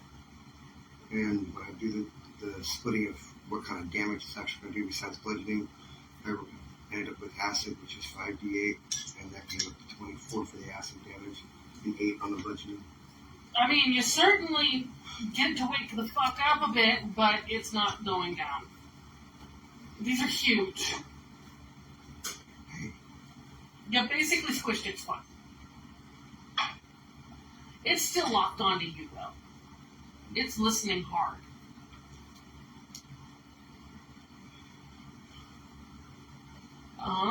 And that would bring us to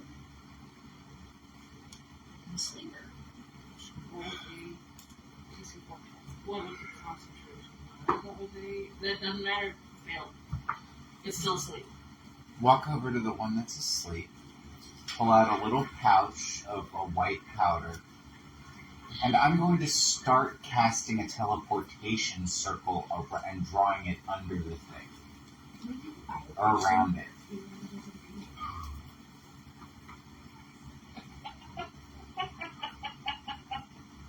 Okay.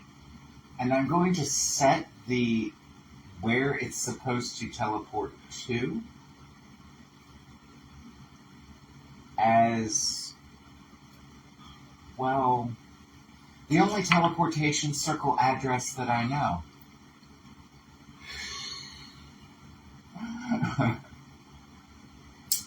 Where's it going? The Central Marketplace on the Rock of Brawl. Let the guards deal with it. It's kind of a fucking... It's asleep. It's going to take me the whole round to cast the spell. What's your spell today? Difficulty 16, and it gets disadvantage from being asleep. Not poor city. Alright. Oh, excuse me.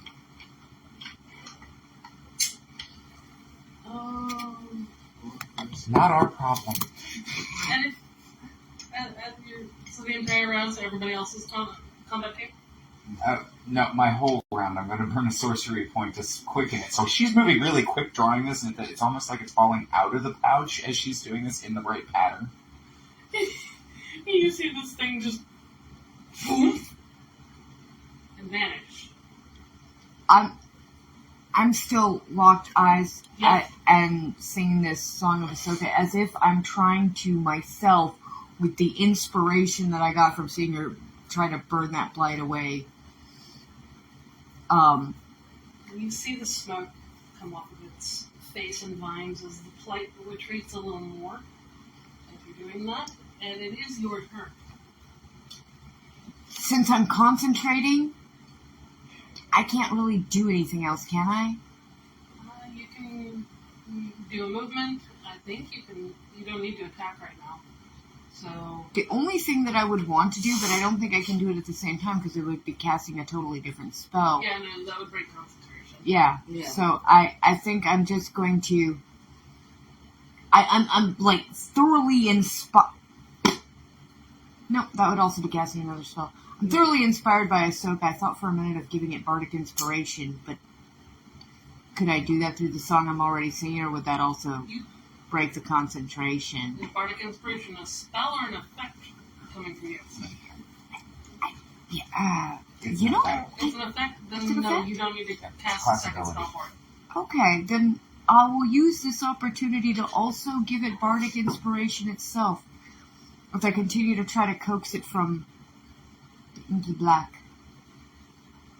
It's still failing its save, so you see this oil creeping up and then retreating again, and creeping up and retreating again.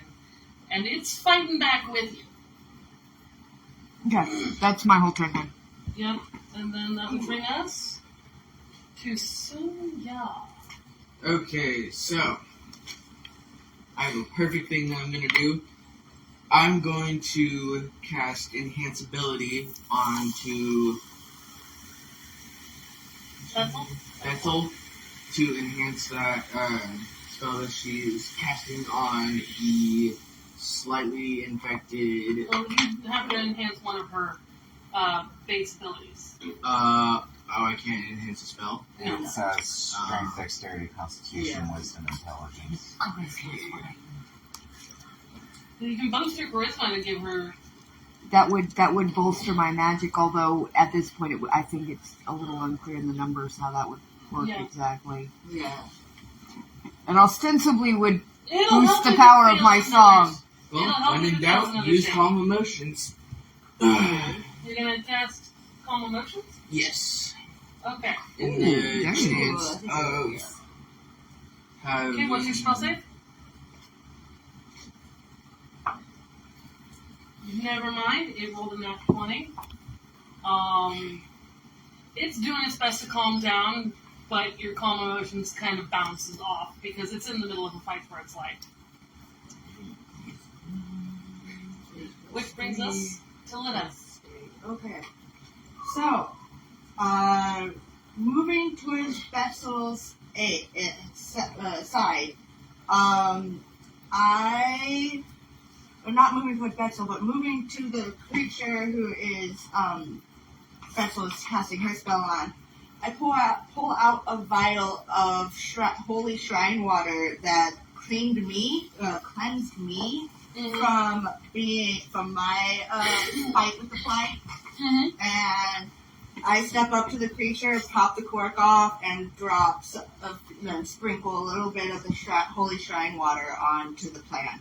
Alright, Go to the creature. what's your best stat? My best stat, 6 out of 18 for dexterity. What's between wisdom and intelligence? My wisdom and intelligence are tied at 15. Okay, pick one and roll. Or you can roll a medicine check. I'll do medicine because that's technically wisdom.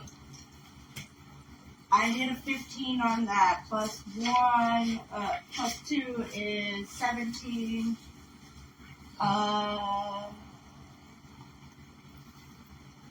And I have a bonus in wisdom, so that's plus 1. So that's a plus 2. I didn't update that. So that's plus 4, plus another proficiency bonus of another 4, so that's 15 with plus 8. Puts me in well over 20. 23. Alright, you see a good deal, you, because you're both focused in on this, you see a good deal of the plight retreat from its face, and it start to have this look of recognition again. It's now understanding what's going on. Keep trying, it's working! Alright, and that brings us back to Fowls. Our high rolling friend. Right? We should load this in. 15. Oh yeah, it needs to roll another save.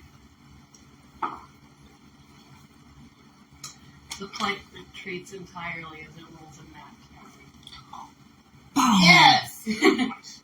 And it can't speak to you, but you can see the gratitude as it shulks back, and its friend needs to roll for its save.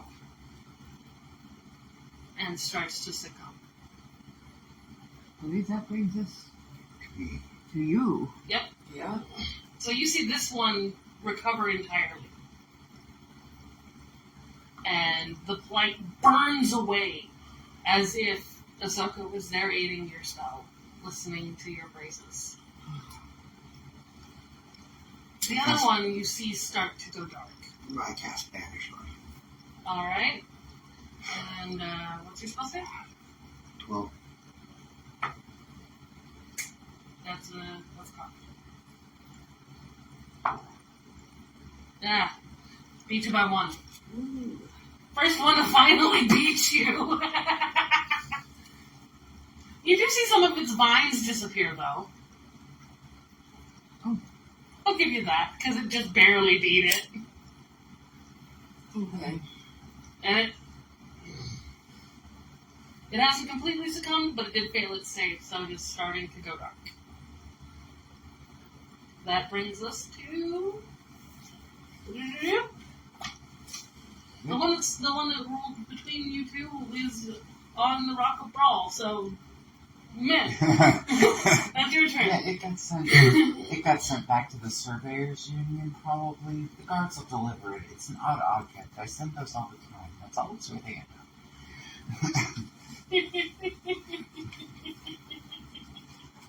So, I'm going to... Oh, that'll definitely close it. I need to remember which one has the wall spells in it. It's cautious. No, it is inside. I believe all the wall spells are in Xanathar, yes. I only just learned about Xanathar spell selections.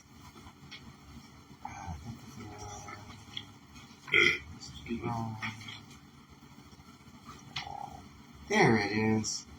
So, from up her other sleeve, hanging on a little chain, she pulls out a hand mirror and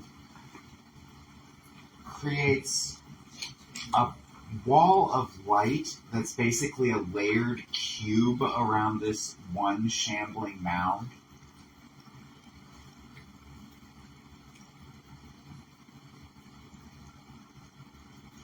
As my one action.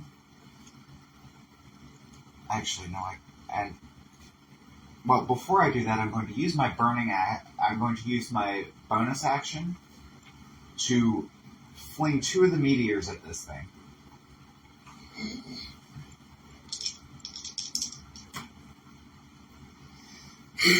(22 and 16 to hit). They both hit. It gets a saving throw at a difficulty 16 to get absorbed. You rolled a 3. No. For each one. So 9 on the first, 6 on the second, so that's 15 points of damage from that. And because it's just a wall spell, it's just basically dropping a cube on it. It happened. Yeah, you hear it thundering on the inside as As we do that, it gets another save to try to... And it fails. And you can hear it start to scream, and... 1, 2, These things don't have voices, they're 3. just screaming. 48 radiant damage. So 13, 19, 22 radiant damage on top of the 15 from the 2 meteors colliding with it. And I just keep... And the other 2 meteors, or the other 4 meteors that I'd summoned, fall away as this wall of light kind of encases it. It's fighting the light, it's fighting this oily plight that's affecting it, and it is pure chaos inside this box you've created. As it starts to succumb. There's nothing left in the eyes, the last of its face is slicking over. And, alright, that brings us to you, Betsy. I never actually finish my song. I simply turn my gaze to the one that is now succumbing. I try to hold its inspiration. This time I changed the lyrics just a little bit to show how the light of Ahsoka just helped his brother. And I try to bring that connection. All things are connected, and the light will also connect them too, and try to, but basically continuing with that. As you're holding that, you see no light comes back, but it is slowing the infection. It is your turn. Pause real quick. I don't know if anyone else caught that, but it smelled like something was burning for a second. Probably something in the ashtray. Okay. Yeah. But You it's know, also you your maybe turn. burning smell now. So, here's case. I'm going to try and cast Calm Emotions again. Alright. I want something to succeed. Alright, roll for it. I really don't. 19. Woo! Alright, well, it rolled a 3, so. It does settle down a bit. It doesn't have much left of its emotions, so not a whole lot settles. It doesn't have very many emotions left to calm. But you see it slow up. It does not like the wall of light. And it has no way to get away from it because it's 10 feet thick, spiraling out around it for 60 feet. So it can roll a save on that, can't it? Once per turn? No? It's a wall of light that causes radiant damage if you touch it or stop inside of it and around. Okay. That's definitely hurting your spell. Because it does not like this. It's caged up, and nothing on Ahsoka's Island's ever been caged before. So what's left of it is really unhappy right now. So, brings it to my turn then? Yes. Okay. So, I, seeing the plant cured and recovered, or the creature cured and recovered, dash off to the one, stepping through the wall of radiation, the wall of light. I will take that damage. And you sure about that? I will take that damage. And I pour the holy water from the shrine. 19, if it's more than half, you have to take a Constitution save. 19. You roll a Constitution save.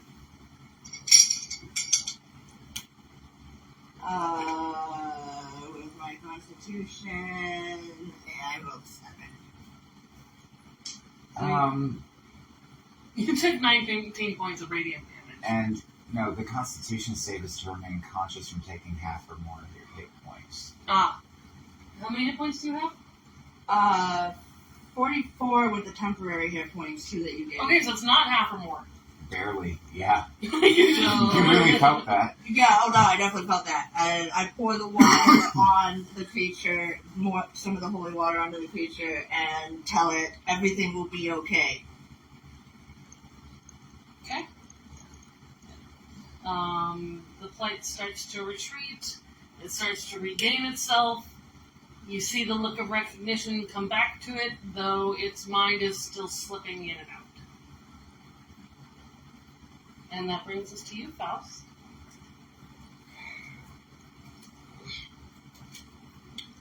Also, I need a dexterity save from you, Lita.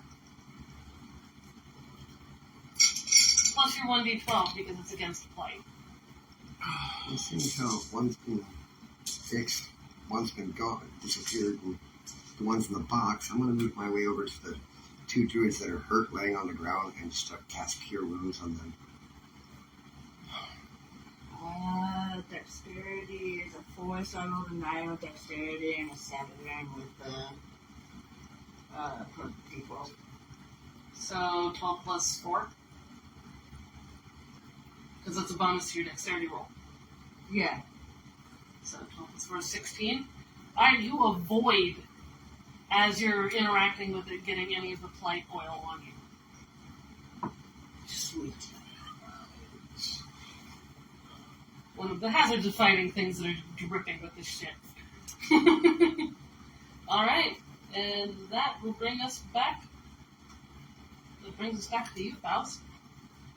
So I'm moving over to where the 2 guys that are on the ground, the 2 druids, and cast Cure Wounds on them. Alright, go for it. I rolled 17. 17? Okay. Well, how much are you healing them for? Because they're definitely hurting.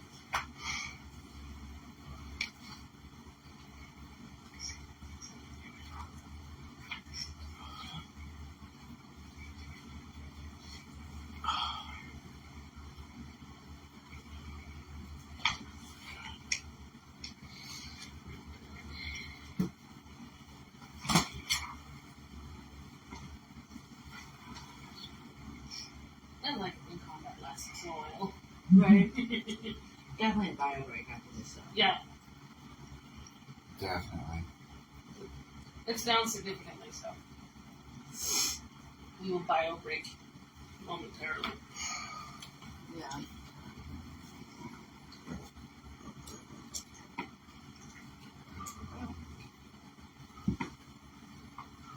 I'm going to cast it as a 4th level spell.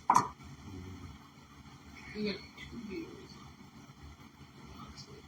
We've dropped 358,000 frames on the Twitch stream. Oh, we're lagging hard on Twitch. Yep, We might have to start streaming Facebook on a different object. Yeah. yep, Go ahead and cut the Facebook so that we can get it cleaned up for the members. yep. Alright, Faust, what are you doing? I do 18 points of healing to the 2 of them. 18 points of healing to 2 of them. Okay, cool. Cool. That brings us to Maurice.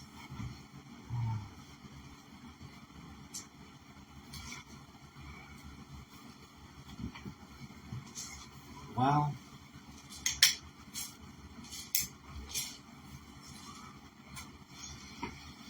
I'm going to, thinking about this, can I discern where the shambling mound is and where the blight itself is?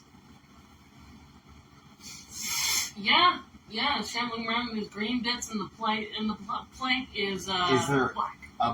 Any portion of this that I can tell is obviously nothing but blight? Everything below its shoulders. Oh, that's not going to work. It's soaking into the skin, it's staining it, but it's notably oily and slick as compared to the shoulders up. Well, I can keep my concentration, and I can get it to... How far away am Well, you'd probably be about 10 feet. I? About 10 feet? Cool, that's within range.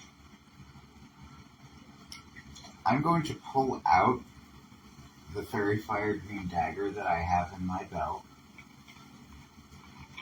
and I'm going to throw it for center mass at this thing. Okay? I know, roll to hit. And I get advantage because fairy fire's still on. That's terrible. 25? That hits. Its AC is 13. Yes, so it's...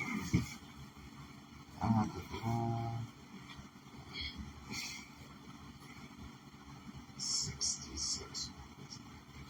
1d6 plus 3, so 5 plus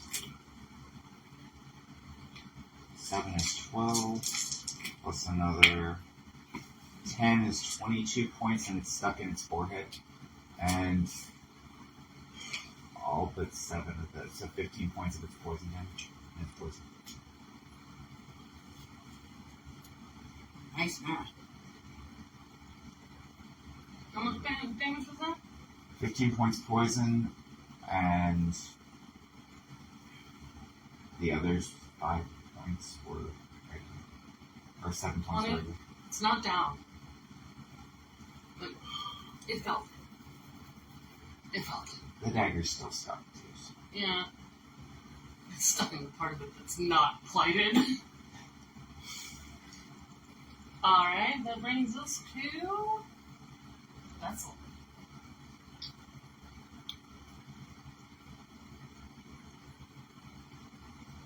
You seem to be one of two who's not actively trying to kill this thing.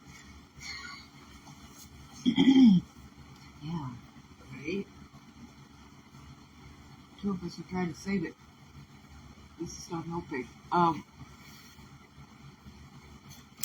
don't know what I can do other than cast another bardic inspiration. For all the good that it will do. Still got it on counter charm, so it shouldn't be afraid. It's afraid but not frightened. Right. I can cast another bardic inspiration at this one, and that's probably all I get to do this turn, really. Yep. Let's see, which brings us to Sunja. Get this next save, which is a failure, but not a big failure. It's not a crit this time.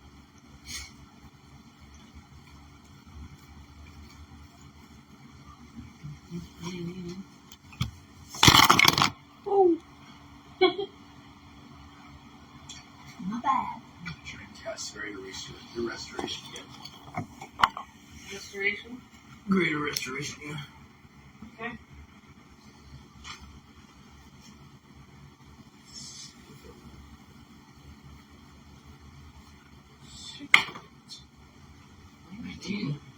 That hits.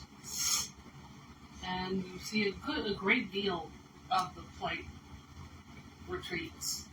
And it starts to get its mind back. It's noticing the dagger in its forehead now. And you see a vine that's kind of reach over and wrap around it. Very slowly dragging it out because it doesn't think that ripping it out's a good idea. And it's starting to wake up.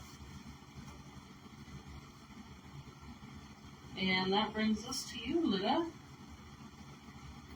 Still being in close to the creature, I'm still pouring some of the holy water on it from the shrine of Ahsoka. I summon her once again to help me figure out a way to defend or weaken this enemy more. To have her help me again. Okay.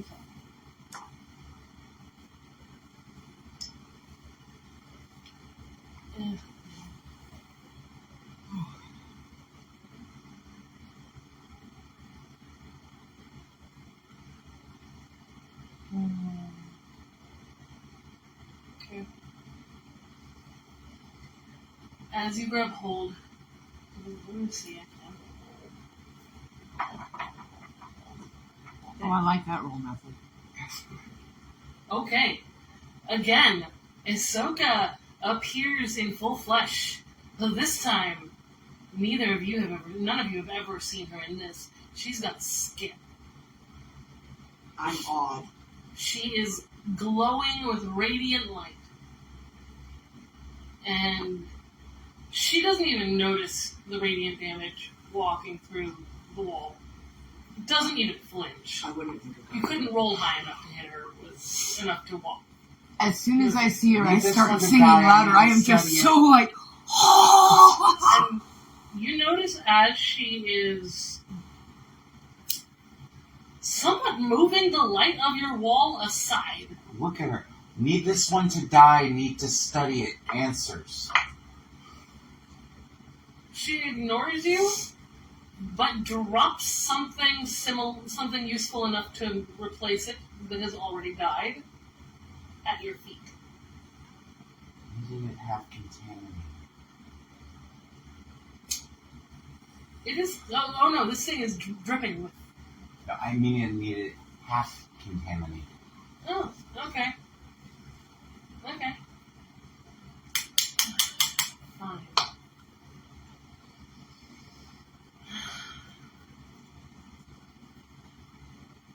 You see her hands reach up.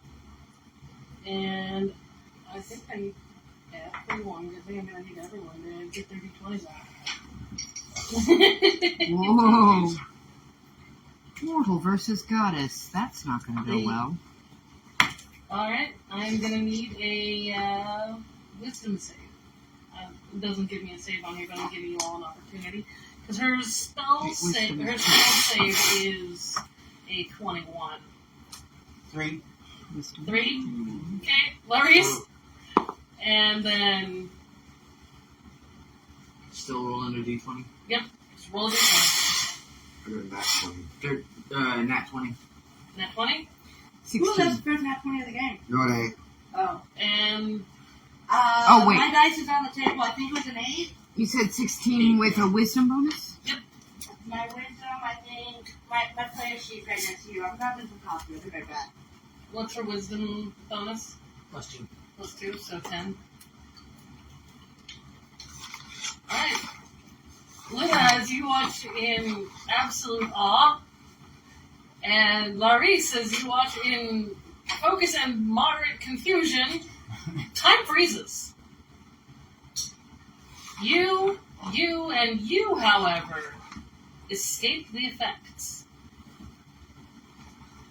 And you watch as Ahsoka walks up to this thing that failed its save. It does not understand or see or feel anything that's happening. Walks up, grabs hold of it, lays it down, and reduces it to 0 hit points. Peacefully and quietly. I can't see any of this. I'm person. Yeah, so am I. I'm going to need a Constitution save from you. You didn't get time to try to rebuke it, so you're fine. Yeah. The answer is no. All right. Natural 1. Ooh. Oh. My song Cool. comes I to need- a quiet stop. I need 5d10, please.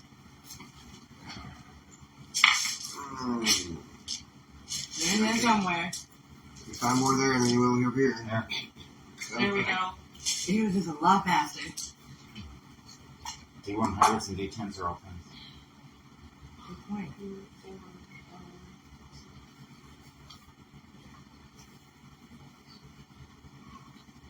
Okay. You skirted, man. You take 8 points of radiant damage. 8. Yeah, Okay. you managed. You managed.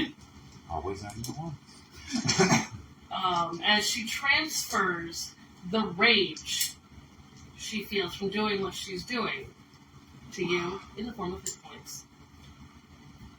Your damage. Yeah. My response to that is to drop my coat. Radiant. You don't. You're still frozen. Okay. So you'll notice that in a moment.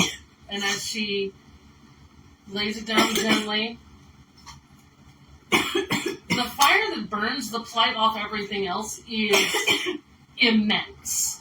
This is rage fueled.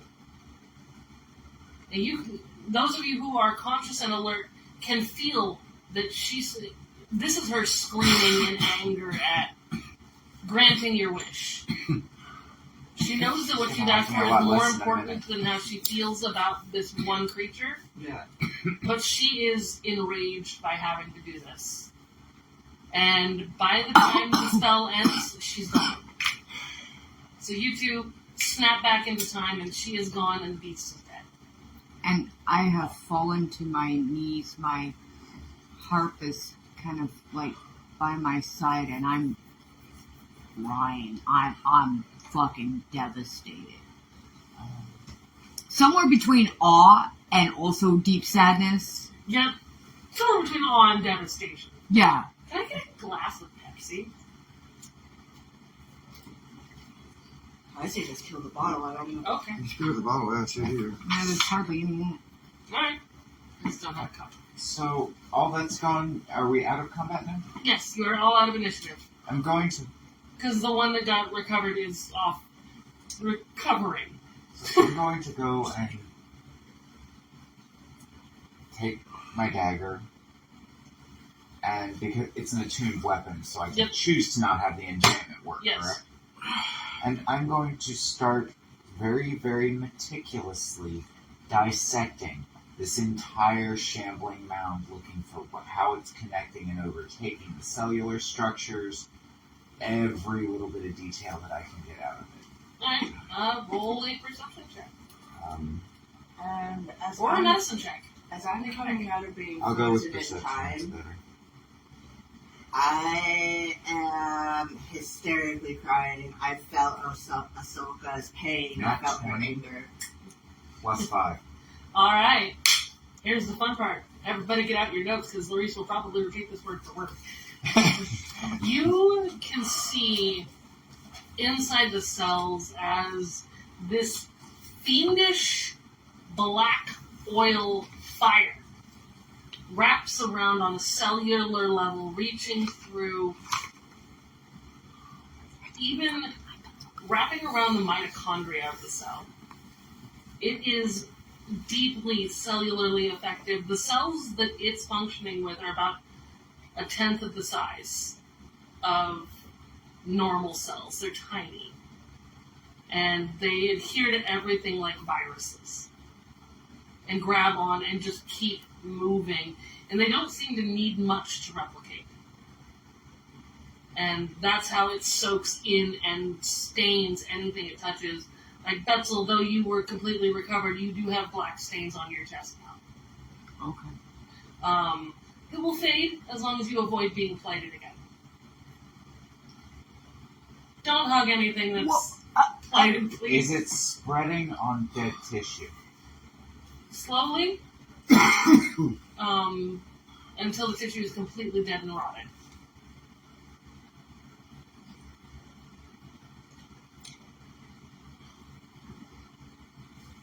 However, I do need you to roll a dex Larice, save. may I take just a piece of this creature? A small piece. It doesn't have to be Grabs large. one of the unblighted pieces, holds out a piece about like this, takes a keeps working. Okay, thank you. I actually... Don't plant it. As Larice says that, you can feel the tendrils of what would be new roots wrapping around your hand. What's wrong with replanting? It eats things. Yeah, they consume just about everything. But this is Aelwood. Shit, this is Aelwood. As long as it doesn't run into more plight, it won't just consume mindlessly. Okay, now, interestingly enough, planting it wasn't exactly my thought per se. What are you planning to do? Well, plant it, but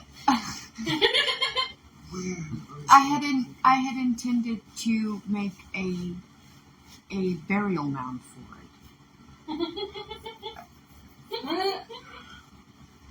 Oh shit. The fibers of it are still alive enough that they're trying to form roots. Okay, I dig into the soil and I say words from Old ash and old pain, may new life rise anew. And I put it into the ground, and I'm actually not doing this to plant it per se, but then I cover it up with dirt, and I put some flowers around it, and it's sort of kind of obviously a little memorial mound. I need to do 20 again. There it is. So, spread slowly on dead-ish things.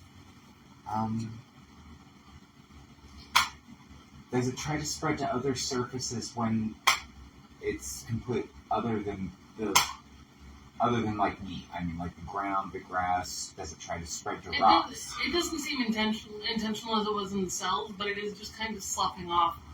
How does it react if I activate the attunement on my dagger and poke it at it? It wakes all the way the fuck up.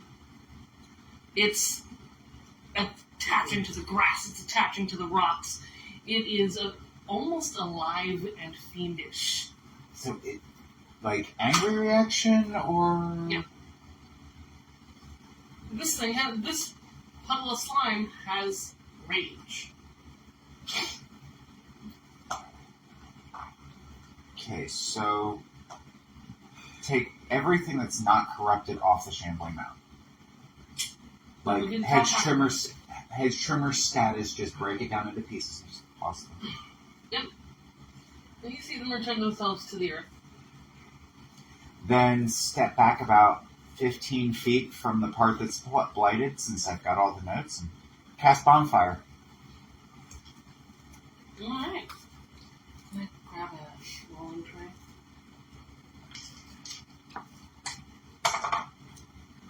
Alright.